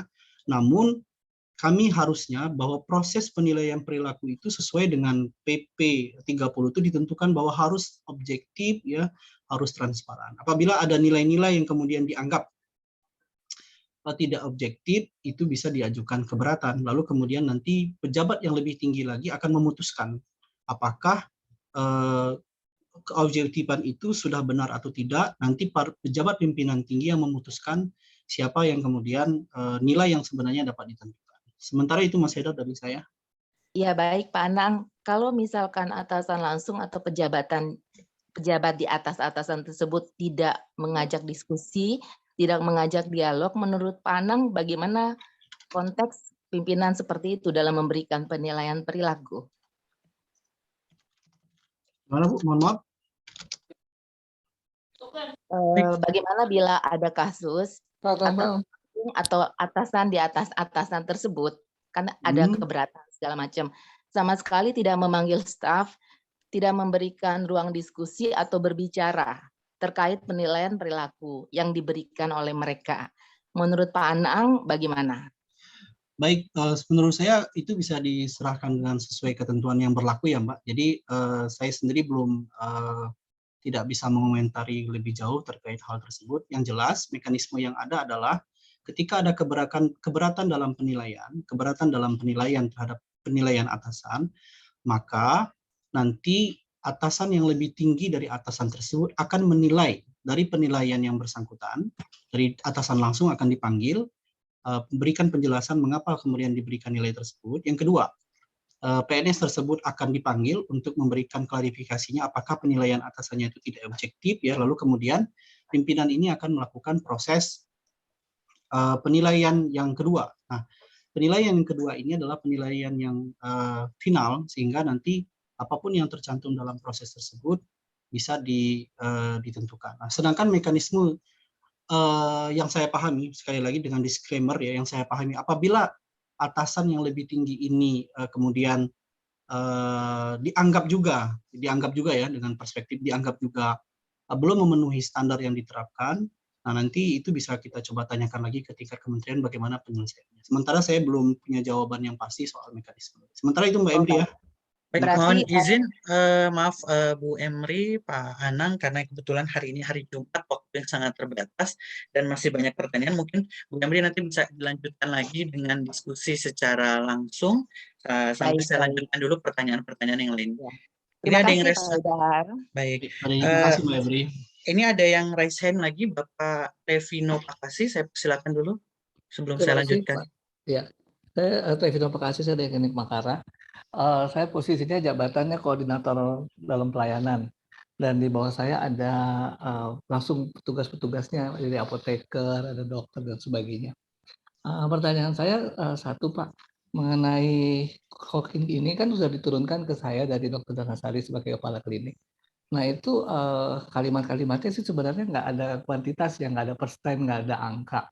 Apakah itu kemudian harus dikuantifikasi? Misalnya jadi sekian pasien dilayani atau pemeriksaan mahasiswa baru dari sekian ribu orang. Ya. Itu satu pertanyaan. Dan yang kedua, kalau itu dikuantifikasi, kami ini kan ada pegawai yang full time dan part time. Nah itu bagaimana dalam perhitungannya untuk Pak? Terima kasih.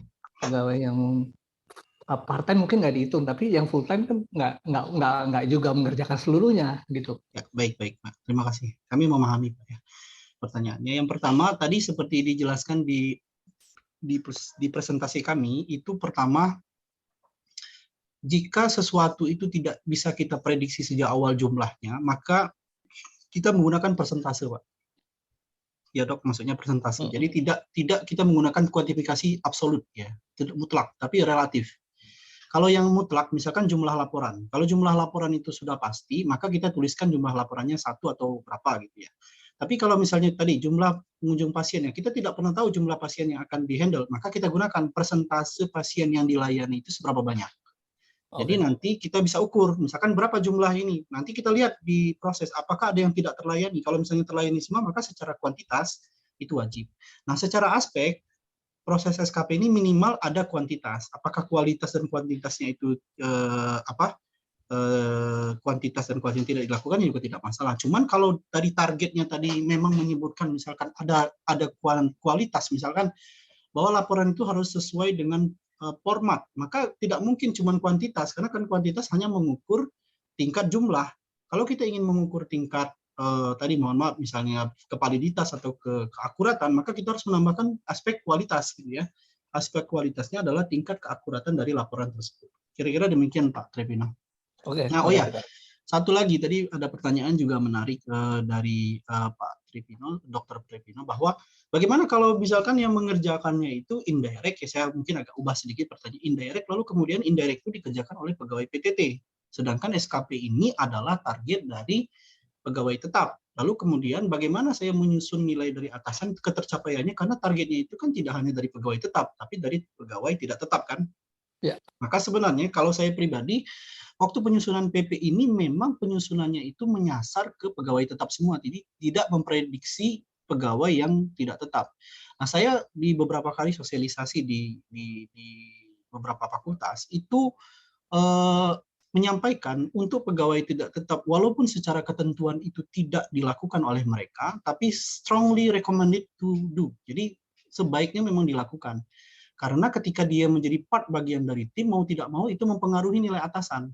Dan ketika itu mempengaruhi nilai atasan, maka itu juga akan mempengaruhi nilai kepada yang tadi memperoleh nilai indirect. Jadi menurut saya, Dr. Trevino, saran saya, jika dimungkinkan para staf-staf yang tidak pegawai tetap pun seluruhnya melakukan proses SKP ini dengan, walaupun nanti pengumpulannya yang wajib adalah pegawai tetap.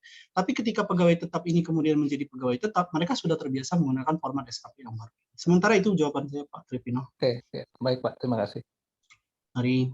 Terima kasih Pak Agus Anang, juga Pak Dr. Trevino. Selanjutnya ada yang raisan lagi, Mas Farhan dari Logistik, saya persilahkan. Ya, terima kasih Pak Haidar dan terima kasih kesempatannya. Pak Agus Anang mau tanya untuk tadi pembuatan SKP, apakah kita wajib merujuk pada kontrak kinerja yang sudah ditandatangani oleh rektor dan pimpinan masing-masing? Kalau wajib merujuk dari situ, pertanyaan keduanya adalah sebagian besar, contohnya di kami untuk tahun 2021 mungkin dari 70% dari 30% indikator kinerjanya adalah turunan dari unit lain, contohnya ada dari TREM, ada dari mungkin kantor arsip dan SPI ya terkait temuan itu. Nah kan mungkin apakah kita harus memasukkan atau menyelaraskan kinerja di bawahannya ke atas itu dengan indikator cascading, atau kita bisa merubah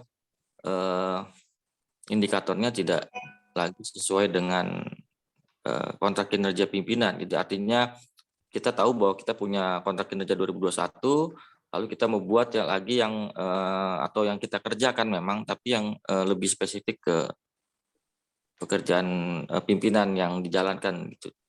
Baik, Terima kasih. terima kasih Pak Anies. Menurut saya ini pertanyaan yang sangat baik ya, sangat bagus dan terjadi banyak di lapangan ya. Ada dua case ya. Pertama, bagaimana kalau case-nya Mas Farhan tadi sudah malah terlibat dengan unit lain ya. Kalau case yang satu dulu sebelum masuk yang keterlibatan terhadap unit lain, bagaimana kalau kokin pimpinan itu yang akan diturunkan kepada para staf? Karena kan memang ruh dari SKP ini adalah bagaimana kita mendukung target dari pimpinan sehingga target pimpinan tercapai. Jadi memang orientasinya itu lebih ke kontrak kinerja dari pimpinan. Tapi dari pengalaman yang sudah kami peroleh, banyak sekali kontrak kinerja pimpinan itu tidak semuanya tercover atau tidak semuanya tercascading dengan baik dan benar. Maka solusinya ada dua. Yang pertama adalah bagi yang tidak tercover, tadi sudah kami sampaikan, itu bisa dilakukan dengan penambahan kontrak kinerja. Contoh yang tidak tertulis. Mungkin saya share dulu versi bagaimana cara kita melakukan kontrak kinerja yang tidak tersedia dari kontrak kinerja ya. Kita melakukan cascading dari kontrak kinerja yang tidak tersedia. Contoh, Direktur Kepala Biro SDM di Kemendikbud itu punya 2 target. Jadi cuma 2 ya secara sasarannya. Nah untuk indikatornya ada ini ya. Indikatornya ada ada 5. Jadi sebenarnya dia secara kokin itu dia dapat 5. Ini contoh dari Kementerian Pendidikan dan Kebudayaan. Jadi dia setara kepala direktur SDM, tapi dia mendapatkan kontraknya demikian saja. Nah ini kalau mau diturunkan ke para kabak di bawahnya, di level di bawahnya, itu tidak mencukupi. Karena tidak semua target yang disediakan di sini itu dikerjakan oleh kabak, karena pekerjaan sehari-harinya itu melebihi dari target pimpinan. Jadi yang dilakukan oleh pimpinan, direktur, kepala bironya Kemdikbud, dia menambahkan, Mas. Coba kita lihat. Dia menambahkan target-target tambahan. Jadi dia tambahkan saja target-target tambahan kepada di dirinya sendiri, karena kalau target ini saja, dia tidak akan mungkin menyebarkan, memperluas area yang bisa dikerjakan di staf yang paling bawah. Mau tidak mau, dia akan menambahkan lagi target-target yang terkait dengan organisasi dia. Jadi sangat dimungkinkan sekali kalau kokin yang telah ada, itu kurang. Jadi kokinnya itu nggak lengkap. Jadi silakan ditambahkan dengan bahasa tadi, misalkan penugasan atau rencana strategis, lalu indikator yang dari pimpinan tingginya tadi disesuaikan lagi. Termasuk kalau kokin yang terjadi, itu kemudian kurang tepat. Misalkan kalau misalnya lihat ada juga yang melakukan penurunan cascading-nya itu benar-benar mutlak. Misalkan Pak Direktur itu punya cascading misalnya 10, ya, ada 10 kokin. Dari 10 kokin itu kayak dibagi-bagi rata itu ya. Pertama, ya ini dibagi 3 ke kabaknya ini, kemudian yang ini dibagi 2 ataupun ada campuran. Tapi bahasanya masih sama, targetnya masih sama. Ya, itu kan bukan penurunan namanya. Jadinya seolah-olah apapun yang ditargetkan oleh pimpinan itu jadi tanggung jawab di bawahnya. Lalu kemudian kalau turun-turun demikian, akhirnya apa yang terjadi? Yang paling rendah misalnya setara kasih bisa cuma dapat 1 target. Padahal tidak sesuai dengan pekerjaan di level di lapangan. Nah, kalau itu terjadi, maka menurut saya harus dilakukan perubahan lagi. Jadi pengacuan terhadap kokin boleh, tapi bisa disesuaikan di matriks supaya target di bawahnya itu bisa tercapai semua. Jadi tidak hanya mutlak di target yang ada di kokin. Jadi menurut saya, kokin untuk sebagian unit kerja sudah dilakukan dengan benar. Cascading-nya tidak menggunakan mutlak pindah langsung ke kabaknya, tapi sebagian lagi sudah turun-turunnya dengan bahasa yang dalam bahasa ilmiahnya itu kendalinya semakin tinggi ya. Jadi tidak lagi kendalinya itu sama. Ini seolah-olah kendalinya sama. Misalkan jumlah ini misalkan guru besar cuma 6, terus turun lagi jumlah 6 itu. Bukan bahasa yang berbeda gitu. Sehingga kendalinya itu sama sampai level ke bawah. Nah, itu yang kurang tepat menurut saya. Jadi harus diturunkan dengan bahasa yang lebih teknis dengan kendali yang lebih tinggi. Bahasa kendali yang lebih tinggi karena tidak bisa diturunkan lagi. Itu yang pertama. Nah, yang kedua, kalau misalkan saya ini rupanya terpengaruh atau dari target dari unit lain. Nah, boleh nggak seorang staf itu ternyata target dia itu mengintervensi dari target atasan lain? Itu diperkenankan. Jadi tidak harus bahwa target seseorang itu mengacu dari target yang bersangkutan. Bagaimana penilaiannya? Ya nanti ditanyakan kepada pimpinan yang satunya lagi berapa nilai terhadap capaian itu. Karena dia berkontribusi terhadap pimpinan yang satunya. Sementara itu Pak Anies ya yang bisa saya jawab. Ya, terima kasih Pak. Sangat jelas dan komprehensif, dan memang dikoreksi juga tadi untuk kami masih ada di tahun 2002 kontrak kinerja yang sama persis tadi turunannya. Nanti mungkin Ya, perlu betul. koordinasi dengan TREM agar kontrak kinerjanya bisa menjadi sama sesuai dengan tujuan SKP, tidak langsung turun Betul. identik persis gitu. Ya Baik, terima kasih Pak. Ya, kemarin dari PMB itu pernah share ya di waktu saya melakukan sosialisasi bagaimana dia melakukan penurunan yang baik tuh ya. Jadi saya lihat, oh ya benar nih, jadi penurunan cascading-nya itu semakin turun ya Pak Anies ya. Sehingga jadi benar-benar bisa diukur, jadi tidak mutlak dipindahkan langsung ke staf di bawahnya. Gitu. Baik Pak, terima kasih banyak atas penjelasannya. Mari. Baik, terima kasih Pak Agus Anang, Pak Farhan. Pertanyaan di chat box ada dari Bapak Triat Moko, DPA SDP. Apakah ada rencana SKP ini dibuat dalam suatu sistem informasi untuk meminimalisir kesalahan-kesalahan khususnya saat perlu modifikasi sheet Excel? Betul Pak, memang untuk zaman transformasi revolusi 4.0 ya, sekarang juga digalakkan dengan masa pandemi segala macam, tentu lebih sulit ya kalau kita menggunakan spreadsheet ya. Jadi memang dari Menpan sendiri yang menginisiasi sistem ini ya, kemudian dari BKN, dari Kemdikbud, belum ada satu instansi pun yang membuat. Mengapa? Karena mereka masih melakukan exercise. Jadi exercising apakah yang dilakukan ini sudah sesuai dengan ketentuan. Jadi para instansi yang terkait pun masih berusaha mendalami dengan baik supaya proses SKP ini dengan segala kompleksitas di dalamnya bisa tercover di dalam sistem. Itu yang pertama. Yang kedua, di sisi di lapangan sendiri, contoh waktu itu ada universitas di Solo, itu rektornya meminta kepada unit terkait untuk mengembangkan sistem, karena menurut dia memang sudah zamannya sistem. Jadi sudah mulai dianggarkan, kemudian mulai dibicarakan. Tapi memang kalau kami perhatikan Pak Moko, jadi memang pemerintah sendiri masih belum mantap ya, masih belum kukuh ya dalam menetapkan penilaian kinerja ini. Contoh yang paling gampang adalah tiba-tiba sekarang sudah dicabut peraturan yang sedang kami sosialisasikan tadi. Jadi sudah berubah lagi peraturannya, tentu akan menyulitkan ya. Nanti pengembang sistem belum selesai, sudah disusun rencana, sudah coding mungkin sebagian, tiba-tiba dirubah lagi dengan format yang cukup berubah misalnya di bagian penilaian. Jadi menurut saya, biasanya penyusunan sistem informasi itu ketika berjalannya suatu bisnis proses itu sekitar mencapai 1 tahun atau 1,5 tahun. Nah, ketika mulai mendapatkan pola yang lebih tepat, kemudian sama pemahaman dan satu frekuensi, barulah penyusunan SKP. Nah, apakah UI akan menyusun pembuatan SKP? Nah, saya berharap nanti kalau di amanat di PP itu disebutkan bahwa setiap unit kerja itu wajib menyusun sistem informasi dalam pelaporan SKP. Karena pelaporan dan arsip SKP itu digunakan dalam standarisasi sistem manajemen kinerja pegawai. Jadi kita berharap mudah-mudahan nanti ada kebijakan pimpinan dalam penyusunan SKP, dan setelah ini lebih stabil ya secara requirement dan secara proses bisnis juga lebih stabil, sehingga nanti standarisasi yang kita pakai ya dalam penggunaan Excel ini bisa diterapkan di dalam sistem. Tapi menurut kami dengan adanya Excel yang sudah kita bantu ini sebenarnya cukup membantu. Karena kalau misalnya benar-benar di-plug ya silakan bikin sendiri, tidak ada format, tidak ada rumus, itu akan sangat sulit. Jadi mohon maaf ya, kami sendiri belum ada. Kalau seandainya sudah disediakan sistem oleh Kemdikbud ya, kita tinggal pakai ya, kami akan sosialisasikan bagaimana menggunakan aplikasi tersebut. Tapi sampai sekarang dari kementerian sendiri di tingkat Kementerian Pendidikan dan Kebudayaan, semua pegawai yang ada pun masih menggunakan Excel. Jadi belum ada satu instansi pun, baik level yang paling tinggi ya di Menpan pun itu menggunakan sistem ya, masih menggunakan spreadsheet semua. Kira-kira demikian. Apakah mungkin? Ya, kemungkinan itu selalu terbuka. Terima kasih Pak Moko. Baik, terima kasih Pak Agus Anang. Masih pertanyaan di chat box dari Ibu Nurhina Vidya. Pertanyaannya, apabila penandatangan PNS adalah dari unit lain, karena bukan PNS di atasannya, apakah akan mempengaruhi rencana kinerja kita karena pimpinan unit lain pasti memiliki kinerja utama yang berbeda?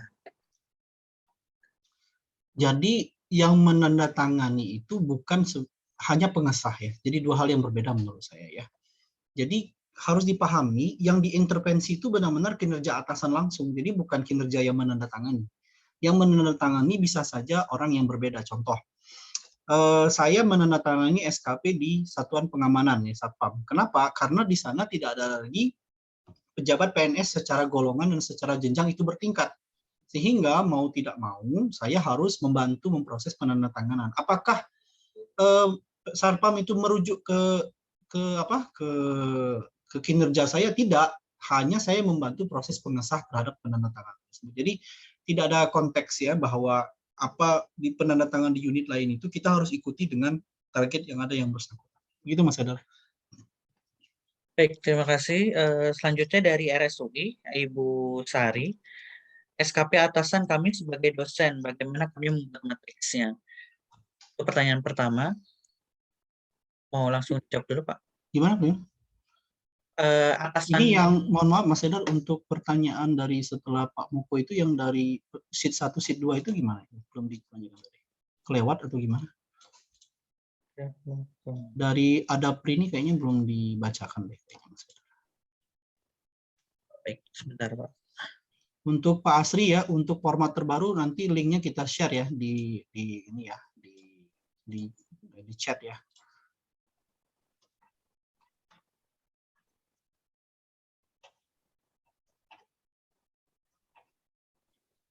Ini ya Izin aja dari Pak Agus Anang, Ya, langsung aja Mas Haidar, ya silakan Mbak. terkait tanggal untuk di SKP-nya Pak Agus Anang, karena di Hmm. sheet nomor 6 itu kan ada PPL 46, tapi itu adalah hasil SKP di tahap 1. Untuk penentuan tanggalnya itu kita pakai tanggal di SKP tahap 1 atau sesuai dengan SKP yang tahap 2?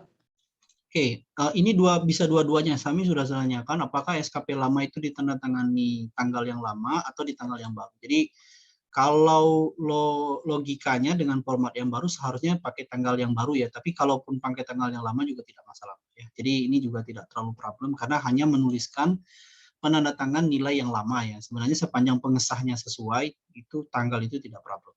Sementara itu Mbak ya. Baik. Baik, tanya lagi boleh ya Pak Agus Ya Anang? silakan. Berarti untuk yang di yang di tahap 2 itu ditandatangani di akhir Desember nggak masalah ya? Oke, penandatangan itu kalau untuk penilaian ya, bukan rencana ya. Untuk penilaian nomor 2 ya, bukan penilaian nomor 1 ya.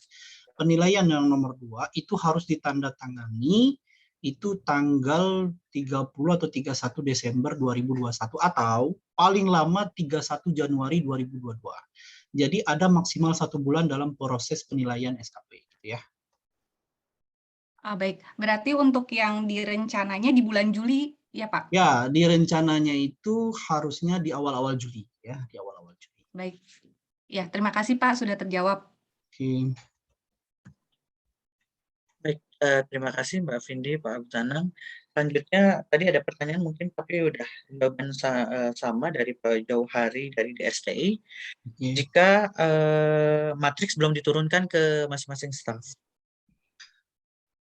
Bisa didialogkan ya dengan para pimpinan supaya Bapak Ibu bisa mendapatkan. Tapi saya bilang kalaupun tidak menggunakan matriks, metode yang paling gampang adalah meminta kokin.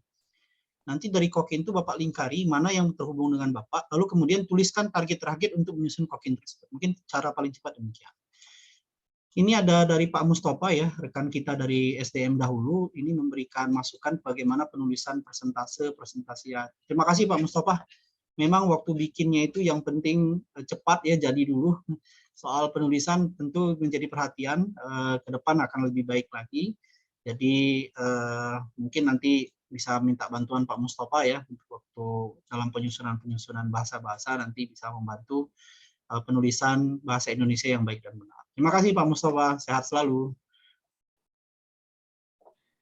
Baik, selanjutnya dari RSUI. Ini Pak Purwanto belum ya? Langsung lompat sama saudara ya. Purwanto, baik.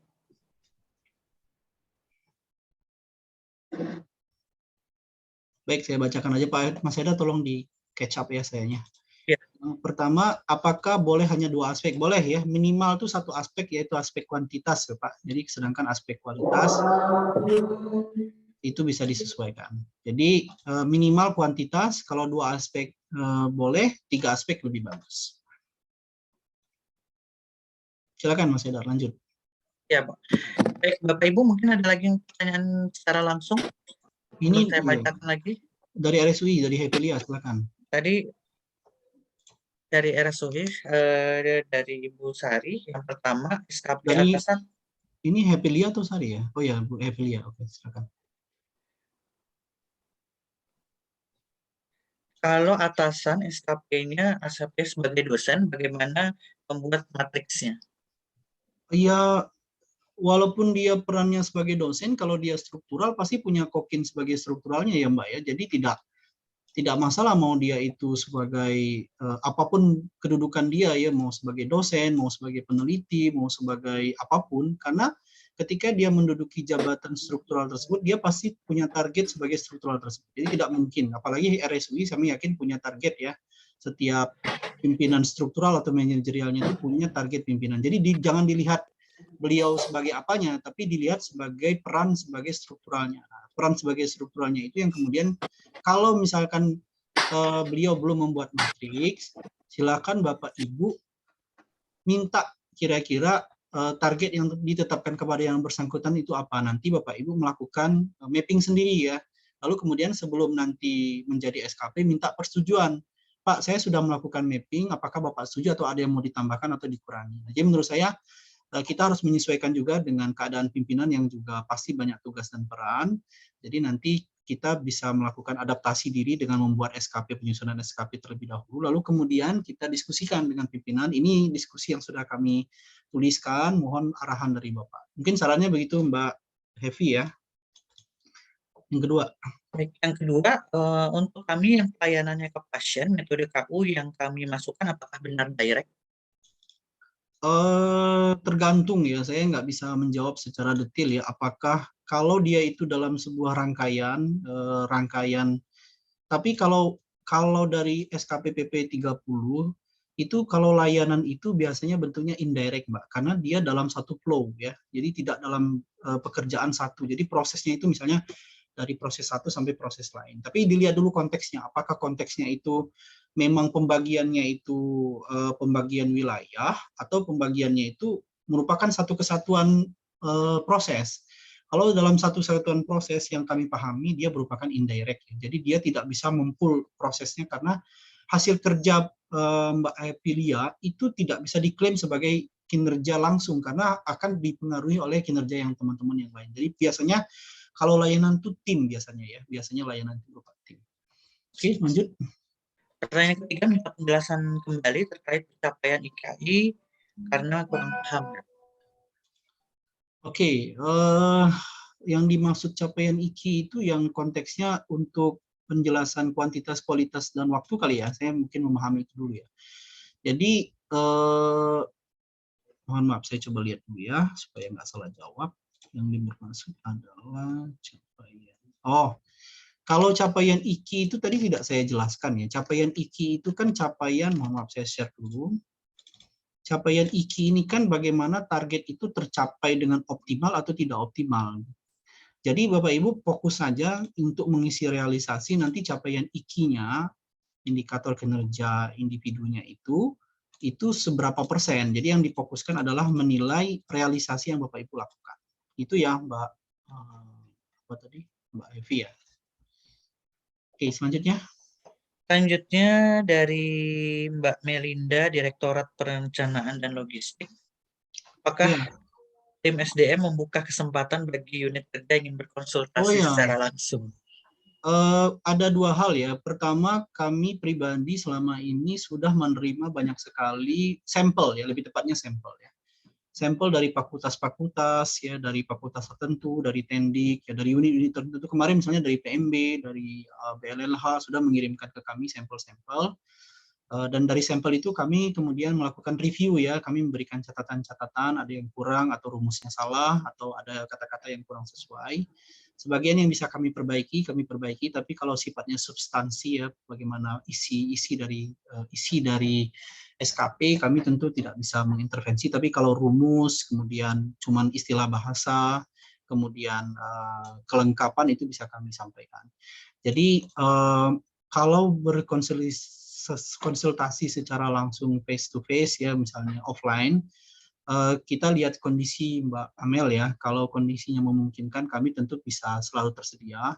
Namun memang saat ini situasinya lagi cukup padat dalam proses kerja masing-masing, tapi kami sangat membuka kalau ada sampel ya, jadi tidak semua pegawai mengirimkan ke kami ya, kira-kira SKP-nya apa sudah ada belum. Kalau misalkan ada dari unit misalnya dari unit logistik misalkan ingin memberikan ini sampel sudah benar belum, nah nanti kami akan review, kami jawab, biasanya 1 atau 2 kali review sudah oke dari kami. Jadi kalaupun nanti dimungkinkan untuk face to face mungkin perlu izin dulu kepada pimpinan kami karena pimpinan kami juga menargetkan beberapa pekerjaan, silakan nanti disampaikan ke pimpinan kami apakah itu dimungkinkan atau tidak, tapi memang sebagai highlight yang sudah kami sampaikan, secara waktu saat ini cukup padat ya karena banyak beberapa target sudah ditetapkan. Sementara begitu Mbak Amel, kami tunggu saja dulu beberapa sampel yang ada.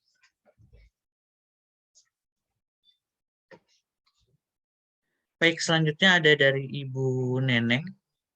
Untuk pegawai yang penempatan kerjanya di unit lain, pegawai memakai matriks pada unit yang ditempatkan atau unit sesuai dengan status kepegawaiannya. Lalu siapa yang memberikan tanda tangan pada SKP tersebut? Ya, yang memberikan tanda tangan adalah pejabat yang strukturalnya ya. Jadi yang menandatangan bukan pejabat yang tadi ya. Ini penempatannya ada dua hal ya. Ada penempatan penuh, ada penempatan sementara. Kalau penempatan penuh, maka yang menandatangan di tempat penuhnya. Misalkan dia ditempatkan di UKK, maka yang menandatangani dan semua SKP-nya itu penuh dilakukan oleh unit kerja yang baru. Tapi kalau penempatannya bukan penuh, tidak ada SK penempatan penuh, artinya dia masih berelasi dengan unit yang lama, ataupun masih ada target-target dengan unit yang lama, SKP-nya bisa dua. Nah, kemudian untuk penilaian SKP-nya itu bisa dua juga. Kalau targetnya mengcover terkait coveran yang di bidang unit yang lama, unit yang baru, di unit penempatan itu dinilai oleh unit yang sedang ditempatkan. Tapi kalau misalkan dia juga ada target-target unit yang lama, dia harus mendapatkan nilai dari unit lama. Siapa yang menandatangani adalah pejabat yang beliau mendapatkan secara strukturalnya. Misalkan kalau saya sampel di sini, kalau Mbak Neneng kan dari DSTI ya, misalkan Mas Arif itu kan ditempatkan di RIK, tapi dia bukan penugasan penuh karena dia harus tetap berkoordinasi ke unit DSTI, masih melakukan tugas-tugas pelayanan dan operasional DSTI. Maka tugas dia ada dua. Satu, target-target matriks yang ditempatkan di RIK karena dia banyak mengerjakan tugas di sana, tapi harusnya juga ada tugas-tugas target yang ditetapkan DSTI kepada yang bersangkutan. Secara penilaian untuk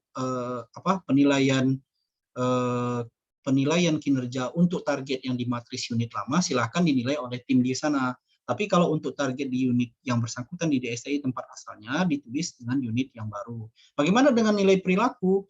Nilai perilaku dilihat seberapa banyak. Kalau dia misalkan banyak tetap berada di tempatnya DSTI, hanya sekedar sesekali membantu unit RIK, maka penilaian perilakunya bisa dilakukan di DSTI. Tapi kalau misalkan waktu pengamatannya itu lebih banyak di unit yang baru, maka penilaiannya dilakukan di unit yang ditempatkan. Sementara begitu Mbak Neneng, saya pikir cukup ya.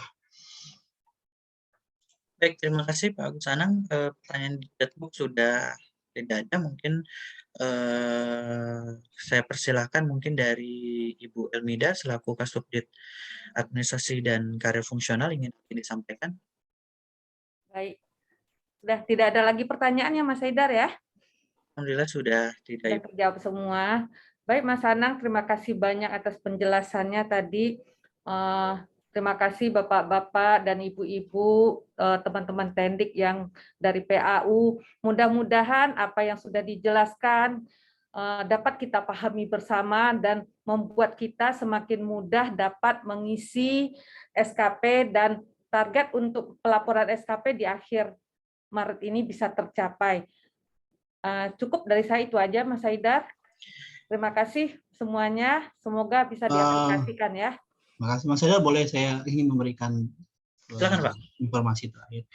Bapak Ibu sekalian, sekali lagi kami ucapkan terima kasih atas kehadirannya. Kami mengingatkan bahwa batas akhir pengumpulan SKP diharapkan semuanya bisa dikumpulkan pada akhir Maret, pada akhir bulan ini.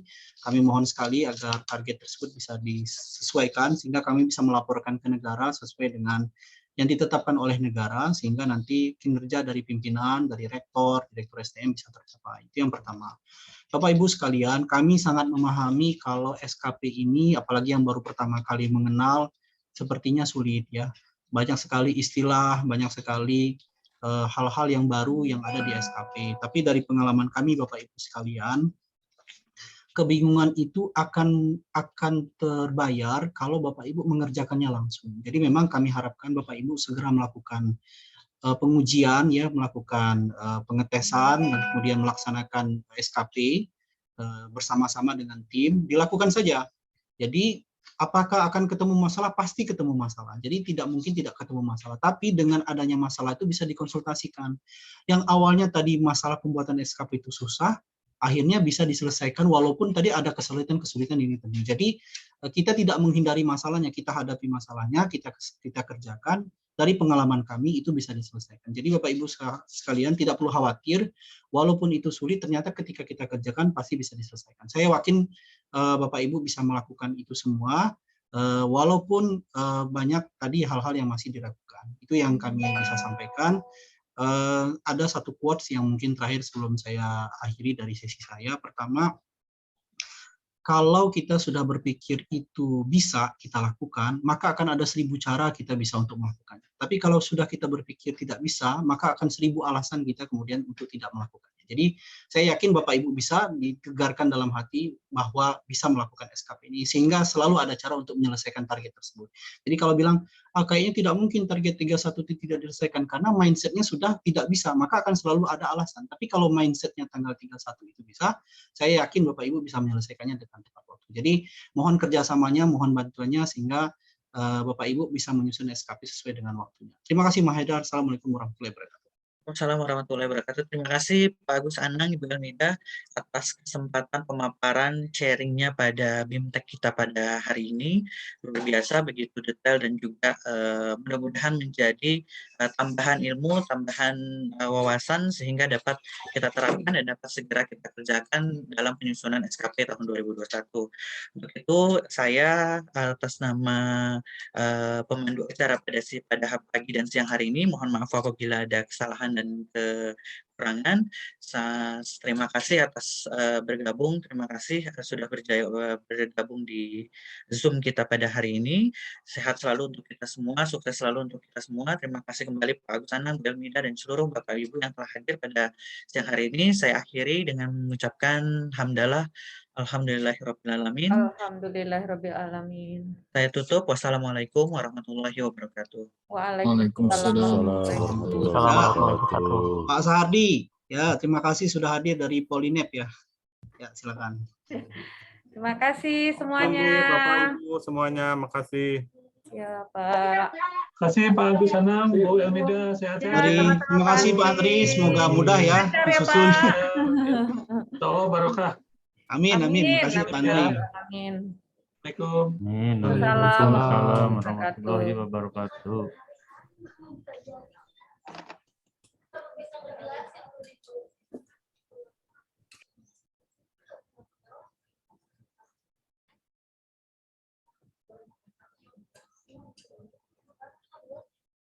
Terima